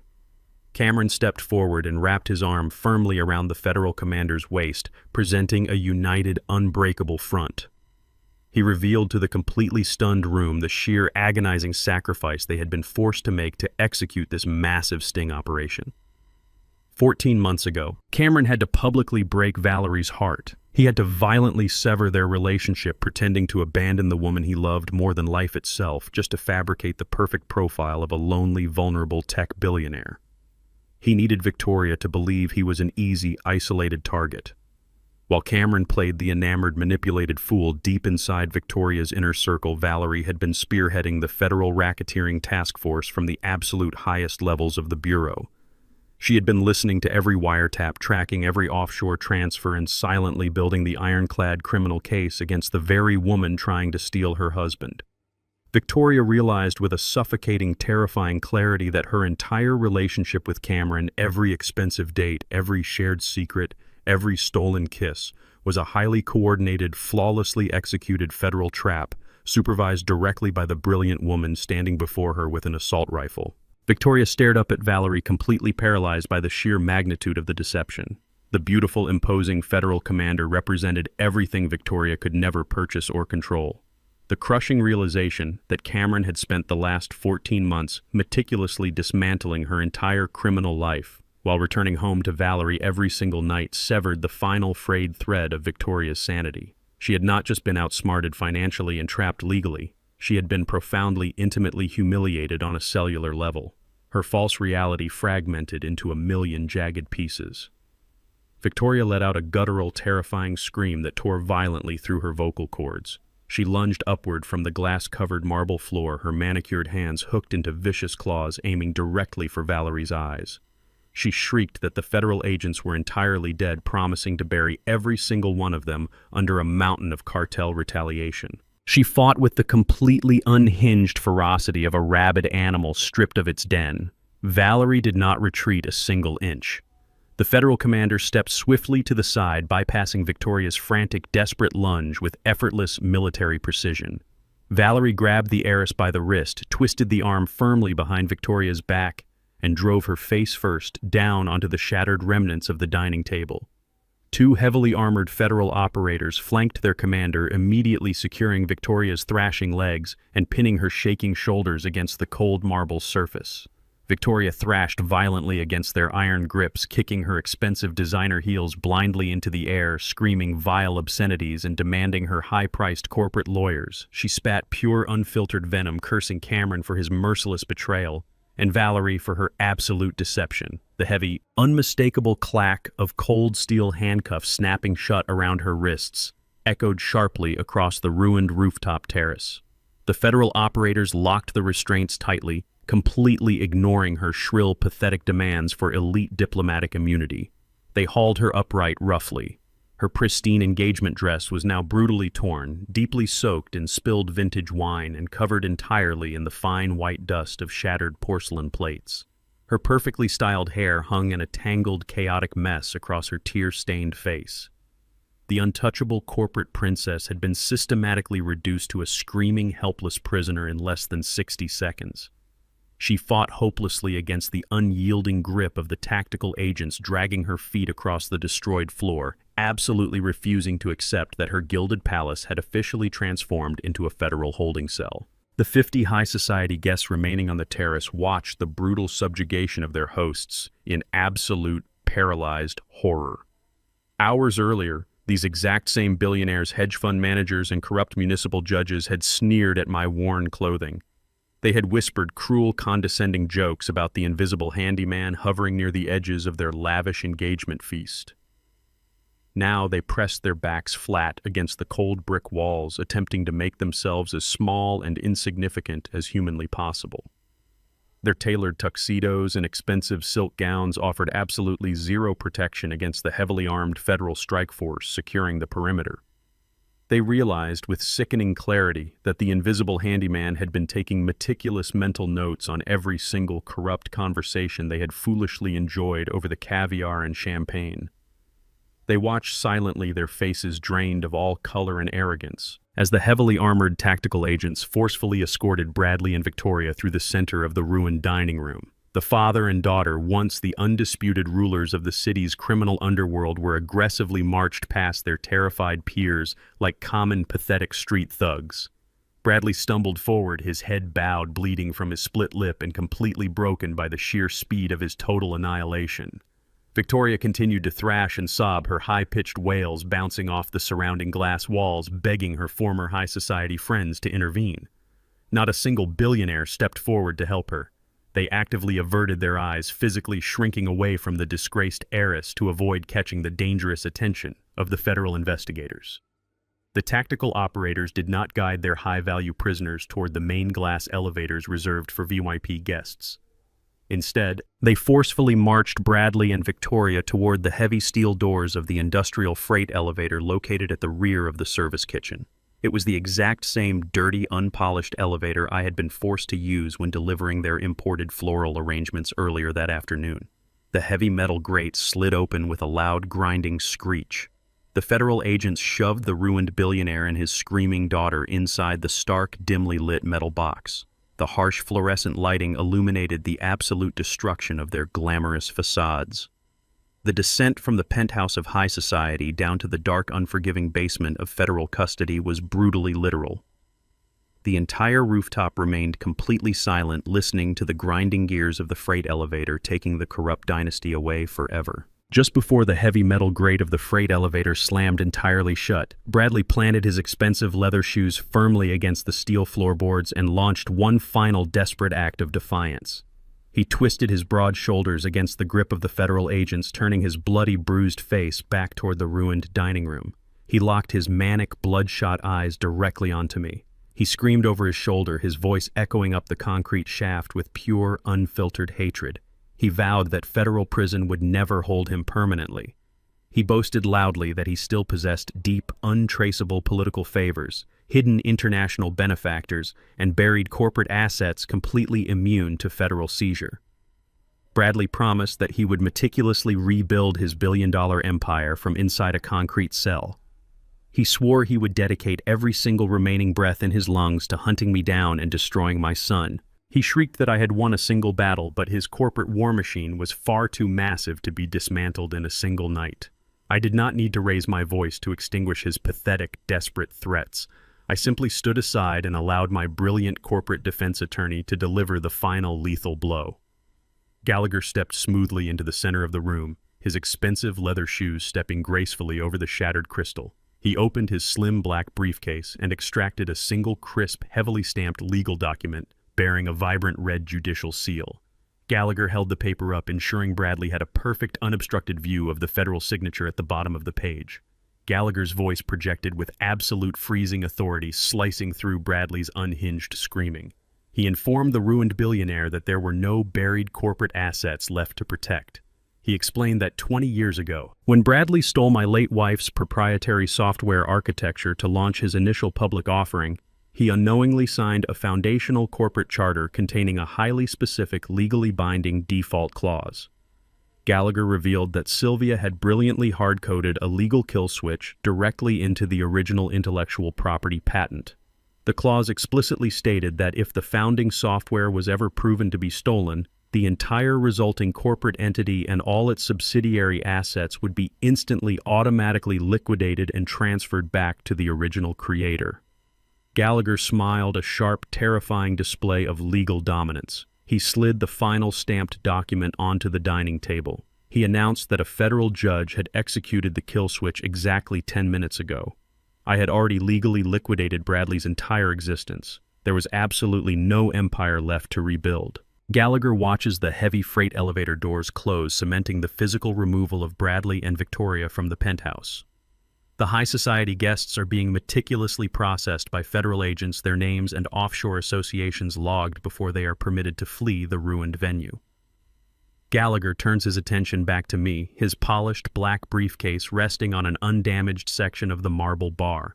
He snaps the silver latches open and withdraws a thick stack of asset seizure documents, the immediate legal aftermath of the software kill switch. The federal government, spearheaded by Valerie's racketeering division, has already initiated the mass freezing of Bradley's accounts. However, because the intellectual property theft predated the cartel money laundering by a decade, the core corporate valuation legally defaults to my late wife's estate. Gallagher explains the immediate pressing complication. Bradley's empire is a tangled labyrinth of legitimate tech revenue violently spliced with billions in illicit syndicate capital. The federal asset forfeiture protocols are sweeping through the network at light speed. If I do not legally isolate and claim the legitimate corporate funds generated by Sylvia's stolen code right now, the Treasury Department will freeze the entire financial ecosystem pending a decade-long federal audit. I have a rapidly closing operational window to legally redirect the purified assets before the government blindly seizes the entire fortune. Gallagher lays the dense legal contracts out across the marble surface. The documents represent the staggering multi-billion-dollar valuation of a company built on a stolen foundation. It is an astronomical sum of money, enough to buy private islands and sway international elections. Gallagher warns me that accepting the funds requires assuming temporary ownership of Bradley's entire holding company, effectively making me the undisputed king of a ruined empire for exactly 60 seconds. I must make an immediate binding decision regarding the permanent destination of these absorbed assets. I cannot simply hold the capital, nor do I want a single cent of the blood money associated with Bradley's cartel dealings. The conflict is not about greed. It is about absolute systemic sanitation. I must extract Sylvia's stolen genius from the wreckage of this criminal enterprise and place it completely out of reach of both the federal bureaucracy and any surviving syndicate creditors. I look at the legal papers, fully understanding the monumental weight of the financial power resting heavily in my hands. Cameron steps forward, pulling the heavy gold fountain pen from the inner pocket of his tailored suit jacket. It is the exact same pen Victoria had arrogantly presented to him earlier this evening, demanding he sign away his independent software algorithms to her father's holding company. The physical manifestation of their boundless greed is now the precise instrument of their total financial execution. Cameron presses the cold gold cylinder into my palm, his expression radiating a quiet, absolute certainty. I take the pen and walk toward the center of the devastated dining room. I clear a space among the towering, shattered crystal centerpieces and the dark pools of spilled vintage wine flattening the asset seizure documents against the ruined linen tablecloth. I do not hesitate. I press the gold nib against the heavy parchment and execute a series of rapid binding signatures across the signature lines. I legally sever the syndicate's cartel capital, explicitly flagging the billions in illicit offshore routing numbers for immediate uncontested federal forfeiture. Valerie's racketeering task force will have their undeniable proof to dismantle the international cartel. Then I execute the final definitive transfer. I sign the primary corporate valuation every single legitimate dollar generated from Sylvia's stolen architecture over the past 20 years directly over to the Sylvia Memorial Tech Fund. I legally convert the entire financial weight of Bradley's former empire into an irrevocable, heavily fortified charitable trust. The massive influx of sanitized capital permanently guarantees full-ride academic scholarships and independent venture funding for thousands of brilliant, underprivileged female engineers. Sylvia's stolen legacy is instantly transformed from a tool of corporate corruption into an unstoppable engine of generational opportunity. Gallagher inspects the final signature, his stoic face cracking into a rare, approving smile. He gathers the executed documents, securing them back inside his briefcase with a sharp, resounding click. The legal transfer is absolute, completely bulletproof, and permanently immune to any future judicial appeals. Bradley's stolen empire has not merely been dismantled, it has been entirely repurposed. The money that built their gilded cages will now fund the exact kind of raw, untethered genius they spent their miserable lives trying to exploit. I cap the gold fountain pen and hand it back to Cameron. The financial ghost of my late wife has officially collected her debts and the corporate accounts are permanently settled. The stifling, chaotic atmosphere inside the penthouse begins to clear as the federal tactical units systematically herd the remaining high society guests toward the primary elevators. The wealthy elite keep their heads down, completely terrified by the devastating reality of the raid, eager to escape the suffocating gravity of the ruined engagement party. The heavy glass doors of the venue stand entirely shattered, the sharp fragments crunching under the heavy boots of the FBI operators securing the perimeter. Through the broken entrance and across the sprawling rooftop terrace, the relentless piercing wail of municipal and federal sirens rises from the city streets below. The deafening sound echoes off the surrounding skyscrapers, a harsh mechanical symphony announcing the permanent fall of an untouchable dynasty. Cameron and I step away from the ruined dining table, walking shoulder to shoulder across the pristine outdoor decking. We reach the edge of the reinforced glass balcony, the cool night air washing over us, carrying away the metallic scent of breached doors and spilled wine. We stand in total silence, looking down at the sprawling, illuminated city blocks, stretching out far below the penthouse level. The streets surrounding the luxury building are completely cordoned off, flooded by a sea of flashing red and blue tactical lights. Dozens of black federal cruisers and heavily armored transport vehicles block the intersections, holding back the gathering crowds of local media and stunned onlookers. We watch intently as a tight formation of heavily armed agents emerges from the ground floor freight exit. They aggressively march two handcuffed figures through the blinding glare of the police spotlights. Bradley's heavy frame sags in total defeat as an agent forces his head down, shoving the ruined billionaire into the back seat of a reinforced transport vehicle. Seconds later, Victoria is dragged into the harsh illumination, her ruined designer dress dragging against the dirty asphalt. She is no longer screaming. The paralyzing shock of her new inescapable reality has rendered her completely silent as the heavy steel door of a separate federal cruiser slams shut behind her, trapping her in the dark. The convoy immediately accelerates away from the curb, flanked by police escorts, disappearing into the chaotic labyrinth of the city traffic. Cameron looks at me, the heavy burden of the past 14 months entirely gone from his eyes. The operation is officially over. The trap is completely empty. Cameron and I stepped away from the cold night air of the balcony and walked back through the shattered glass doors into the devastated penthouse. The flashing tactical lights from the street below no longer illuminated the walls, leaving the dining room bathed in the harsh, uneven glow of the emergency backup fixtures. The heavily armored federal agents had completed their sweep and retreated to secure the lower perimeters, leaving only the 50 high society guests trapped in the wreckage. These were the elite titans of industry hedge fund managers and corrupt municipal judges who merely hours ago had sneered at my worn clothing and whispered cruel jokes about the invisible handyman. Now, as they fully processed the magnitude of the FBI raid and my true identity, their collective panic morphed into a sickening display of rapid opportunism. They did not flee toward the exit. Instead, they recognized the immediate, terrifying reality that I held the keys to their survival. The federal government was currently dismantling Bradley's empire, an empire inextricably linked to their own offshore investments and illicit municipal contracts. They needed a shield. They needed the confidential informant who had orchestrated this entire sting to vouch for their innocence. Like a swarm of desperate parasites sensing a new host, the elite crowd immediately converged on Cameron and me. A senior banking executive, a man who had actively ignored my presence when I refilled his champagne glass earlier, forced his way to the front of the pack. He extended a trembling hand, his face stretched into a grotesque, sycophantic smile. He loudly proclaimed that he had always suspected Bradley was operating outside legal parameters. He swore that he was completely ignorant of the cartel laundering and insisted he had only attended the engagement dinner out of polite social obligation.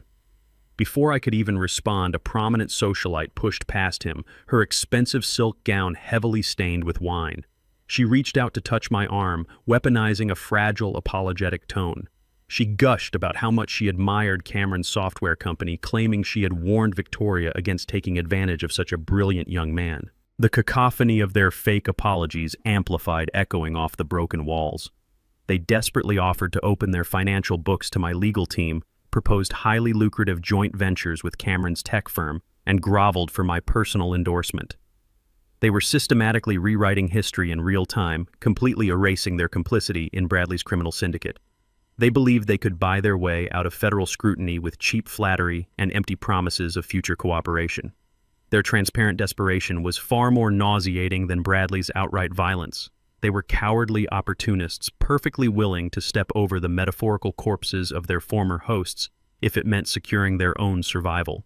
They crowded closer, their voices overlapping in a frantic, suffocating chorus of deceit, demanding absolution from the very man they had treated as subhuman dirt. I did not engage with their frantic negotiations. I simply raised a single steady hand into the air. The gesture was completely silent, yet it carried the absolute, undeniable weight of total authority. The effect was instantaneous.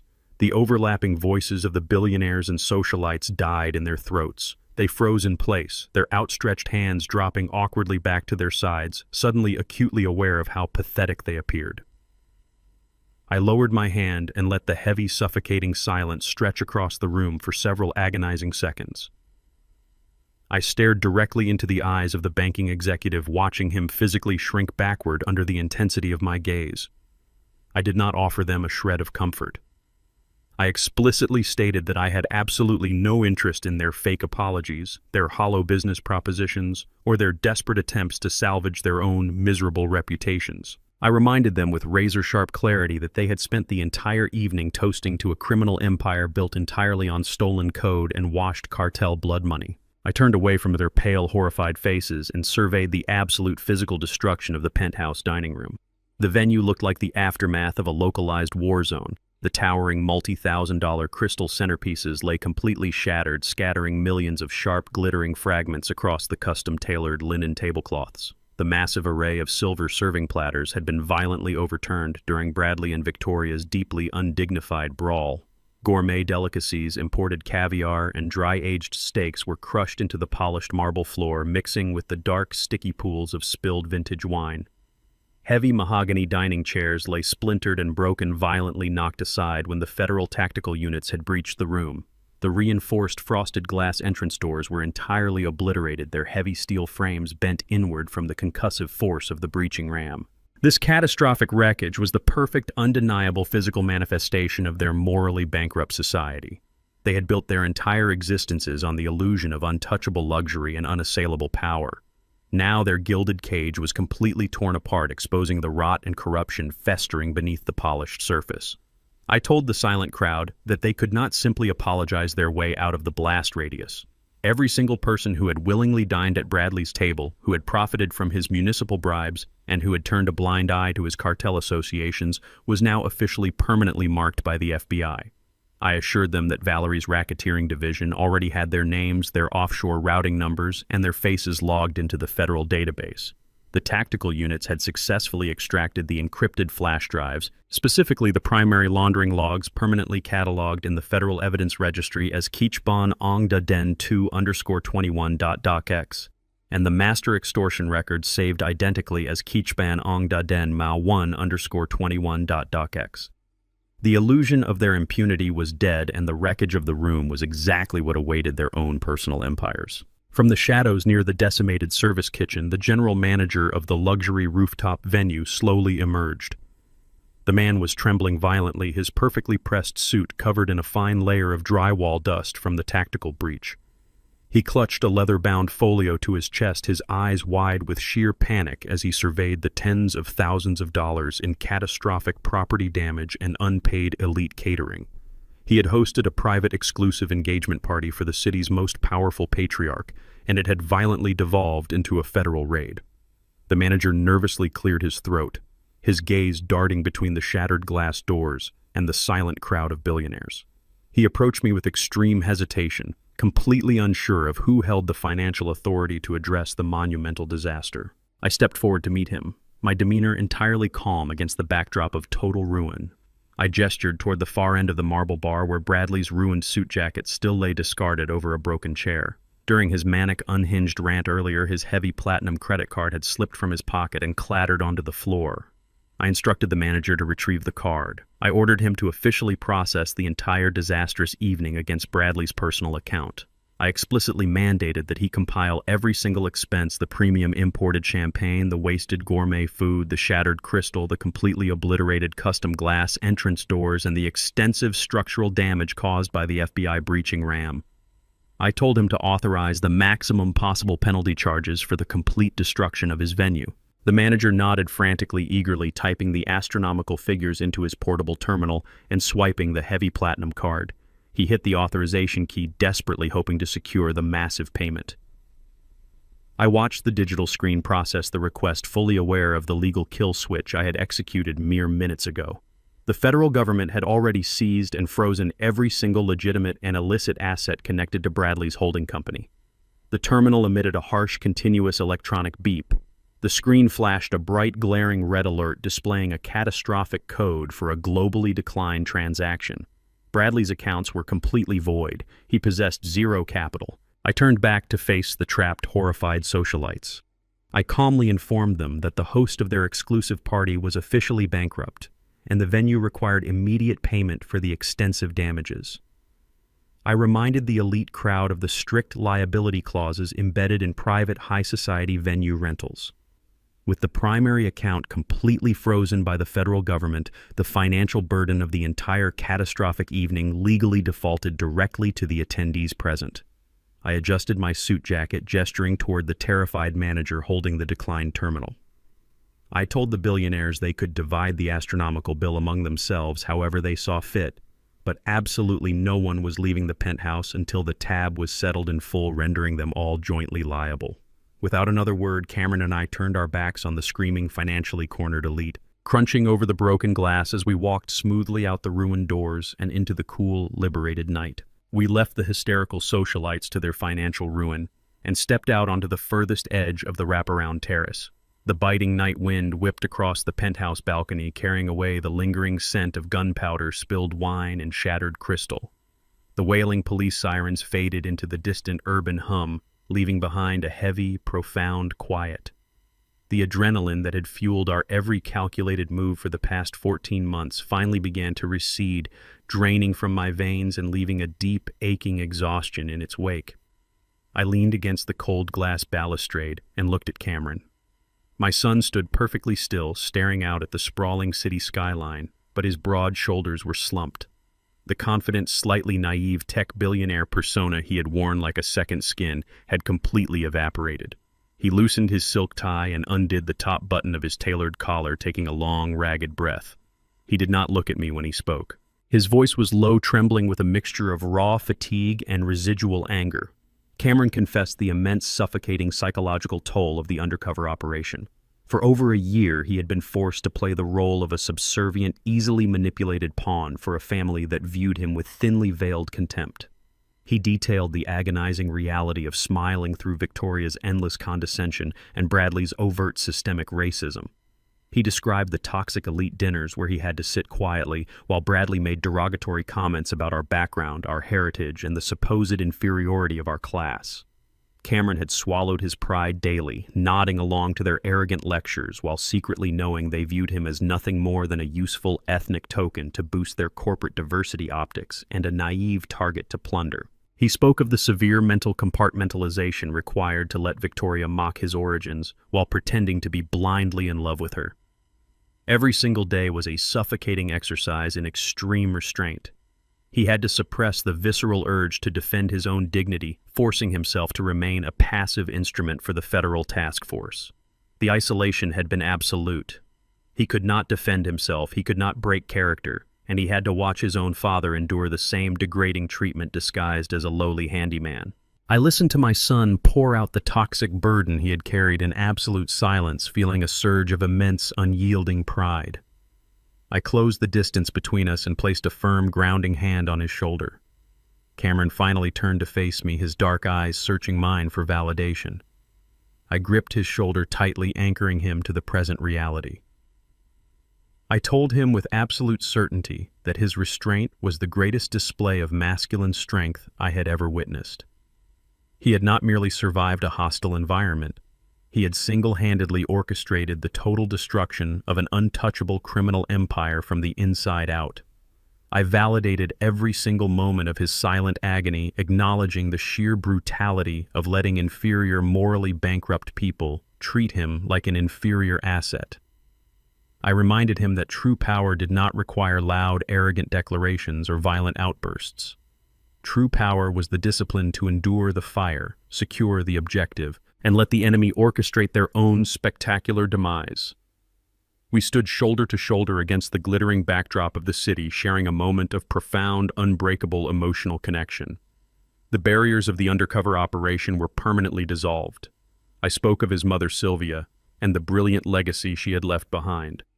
I told Cameron that by enduring Victoria's cruelty and Bradley's racism, he had successfully shielded Sylvia's life's work from being permanently corrupted by cartel blood money. We had not just secured legal justice, we had reclaimed our family's dignity from monsters who believed they could steal it without consequence. The fortune that was meant to finance their illegal syndicate was now locked away in a memorial trust that would educate generations of brilliant minds. I pulled my son into a brief, fierce embrace, feeling the last remnants of the undercover tension shatter completely. We separated, and the cold night air felt incredibly refreshing. The sacrifice had been excruciating, demanding every ounce of our mental fortitude, but the victory was absolute and undeniable. The monsters who had looked down on us were currently sitting in the back of federal transport vehicles, permanently stripped of their wealth, their elite status, and their unearned freedom. We had played the longest, most dangerous game imaginable, and we had emerged completely victorious. The sound of the heavy glass doors sliding open behind us broke the quiet stillness of the balcony. Cameron and I turned simultaneously as a figure stepped out from the dim light of the ruined penthouse and into the cool night air. It was Valerie. She had completely shed her heavy, intimidating ballistic armor, the dark Kevlar vest, and the federal tactical uniform. She was now dressed in simple, comfortable civilian clothes, wearing a dark leather jacket over a plain white shirt and denim jeans. The formidable commanding federal investigator who had just executed a multi-billion-dollar raid had seamlessly transitioned back into the warm, grounded woman Cameron loved. The professional distance she had maintained during the breach vanished the moment she laid eyes on him. Valerie crossed the wooden decking at a near sprint. Cameron stepped forward, catching her in his arms as she collided with him. They embraced tightly, burying their faces in each other's shoulders, completely ignoring the surrounding chaos of the building. The profound relief radiating from them was palpable.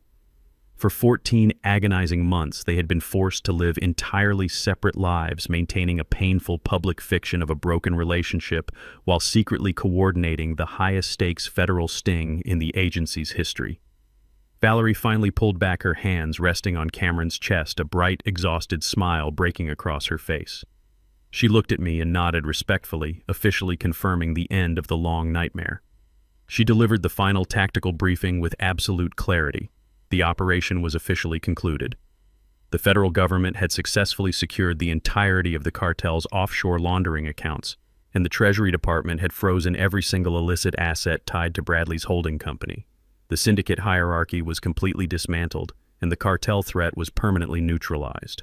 Valerie confirmed that the legitimate funds we had transferred to the Sylvia Memorial Tech Fund had cleared the federal audit and were legally protected from any future civil forfeiture. Bradley and Victoria were currently being processed at the Federal Detention Center, facing a mountain of irrefutable evidence that guaranteed they would never see the outside of a maximum security prison. Valerie slipped her hand into Cameron's, her fingers intertwining with his. She looked up at the city skyline, the flashing red and blue lights reflecting in the distance. The monumental deception was over, the enemies were caged, and we were finally free to go home. We pivot away from the balcony edge, leaving the flashing red and blue lights of the federal convoy behind us in the dark.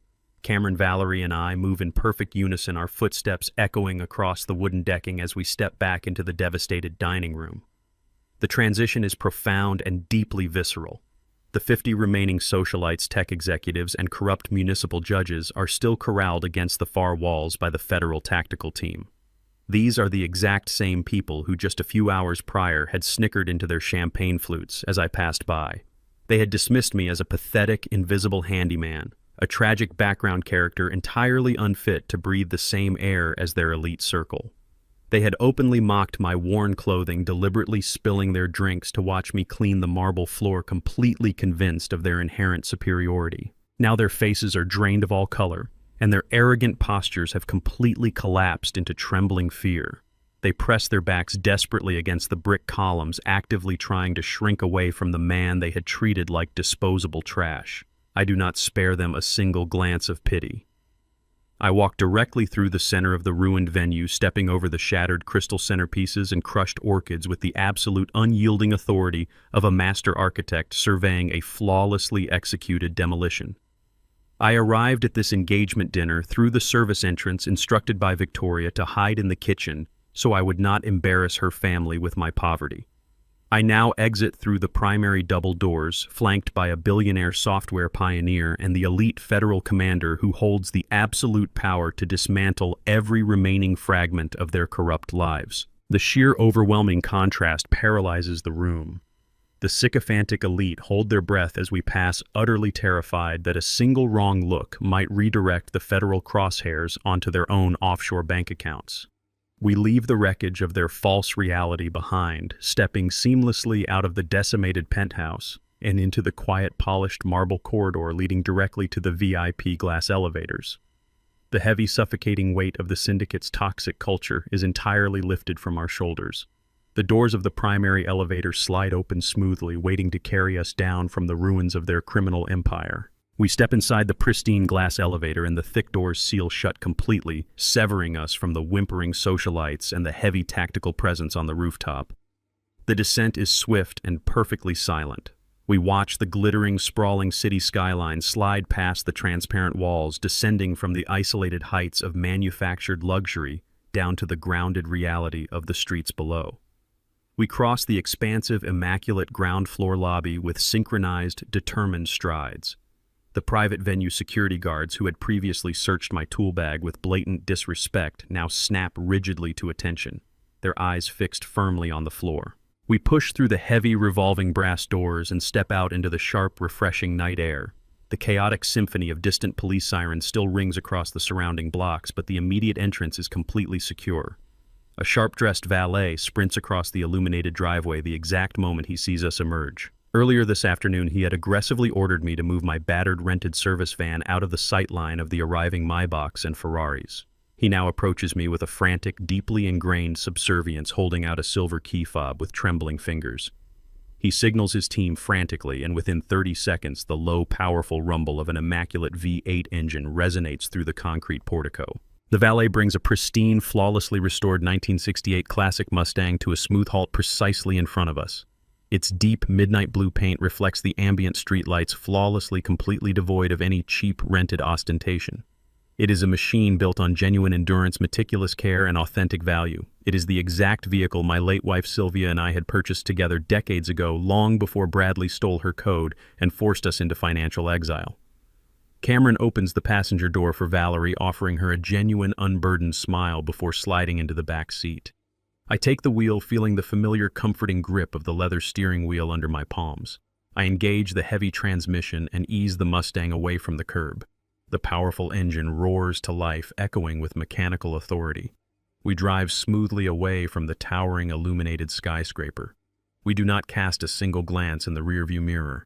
The gilded cage they constructed is entirely behind us, permanently locked and utterly empty. The interior of the Mustang is a sanctuary of profound insulated calm as we navigate the quiet arterial streets away from the financial district.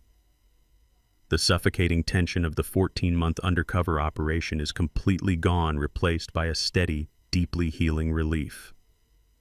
Valerie rests her hand gently on Cameron's shoulder, a silent confirmation of their restored bond as she details the immediate procedural timeline. The federal government has fully secured the cartel's illicit capital.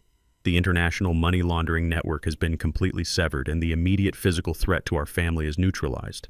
We are no longer hunted targets or invisible informants. We are officially free. Cameron leans forward, his voice completely devoid of the calculated, naive persona he was forced to maintain. He initiates a quiet, strategic conversation about the immediate future of our legitimate engineering firm.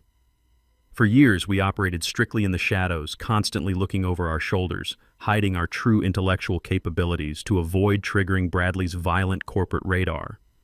The massive, legally sanitized capital transfer from the Sylvia Memorial Tech Fund changes our trajectory completely.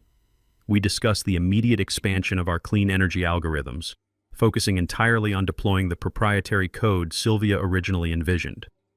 Cameron outlines a highly aggressive, completely legitimate operational timeline to construct independent research facilities across the country.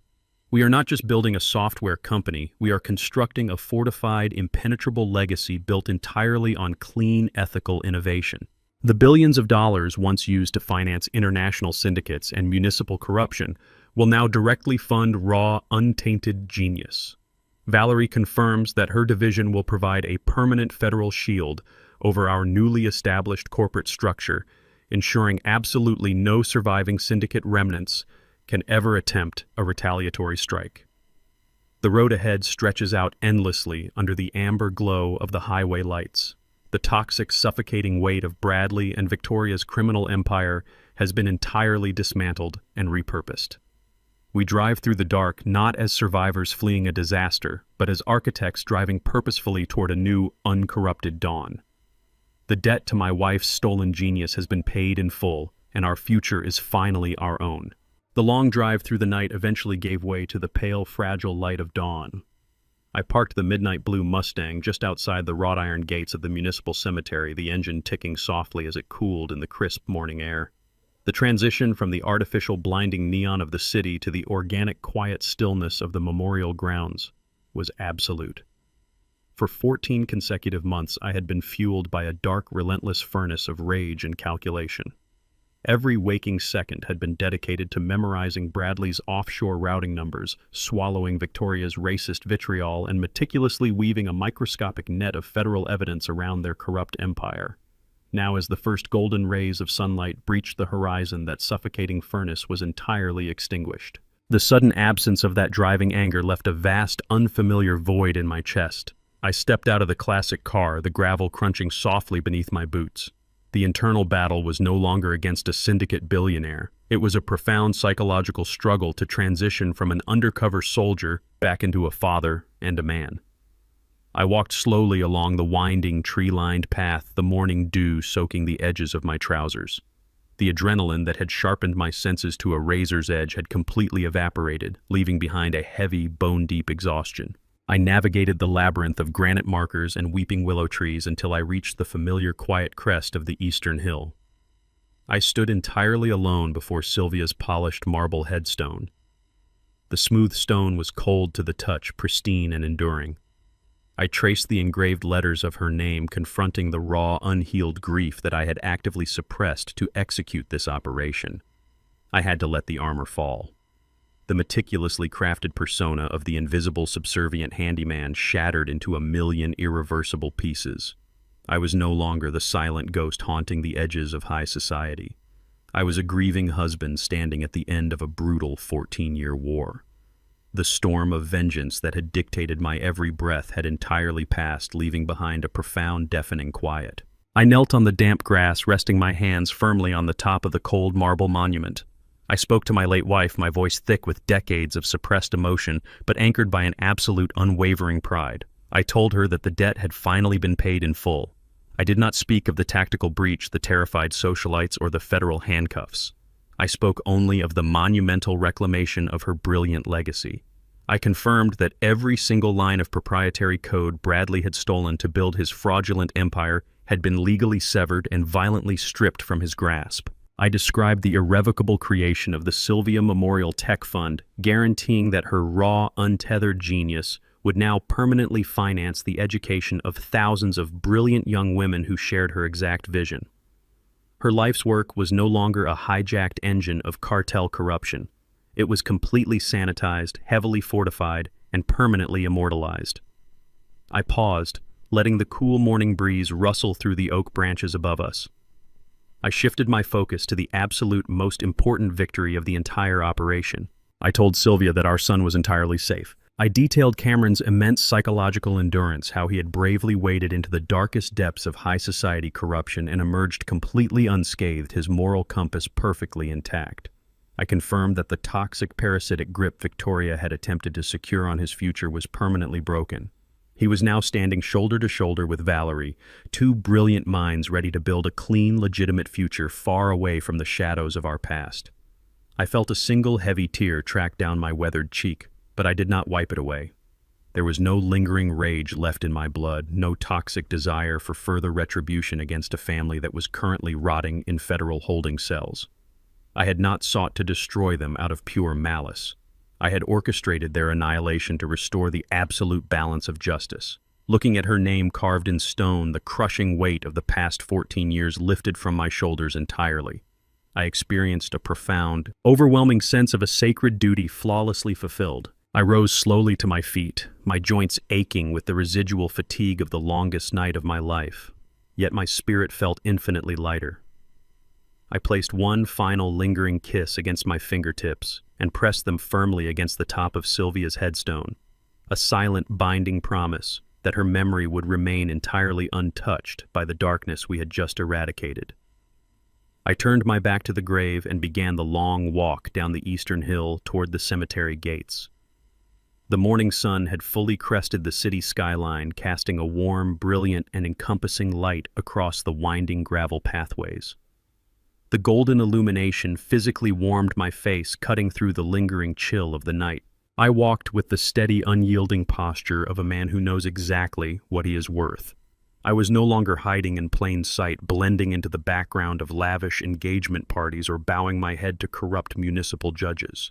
Every single step I took resonated with the quiet, devastating authority of a patriarch who had single-handedly dismantled a billionaire syndicate to protect his bloodline. The air tasted intensely clean, devoid of the suffocating arrogance and manufactured luxury of Bradley's ruined penthouse. I reached the iron gates and approached the restored Mustang waiting faithfully on the curb. I stopped for a fraction of a second, resting my hand on the polished steel roof of the vehicle. I looked back toward the city, the towering glass skyscrapers glinting harmlessly in the morning sun. The monsters who had occupied those penthouses were gone, replaced by a clean, uninterrupted horizon. The profound silence enveloping my life was no longer a heavy, oppressive burden to bear. It was a victorious, absolute calm. I opened the heavy driver's side door and slid behind the leather steering wheel, the engine roaring to life with a familiar, comforting mechanical dominance.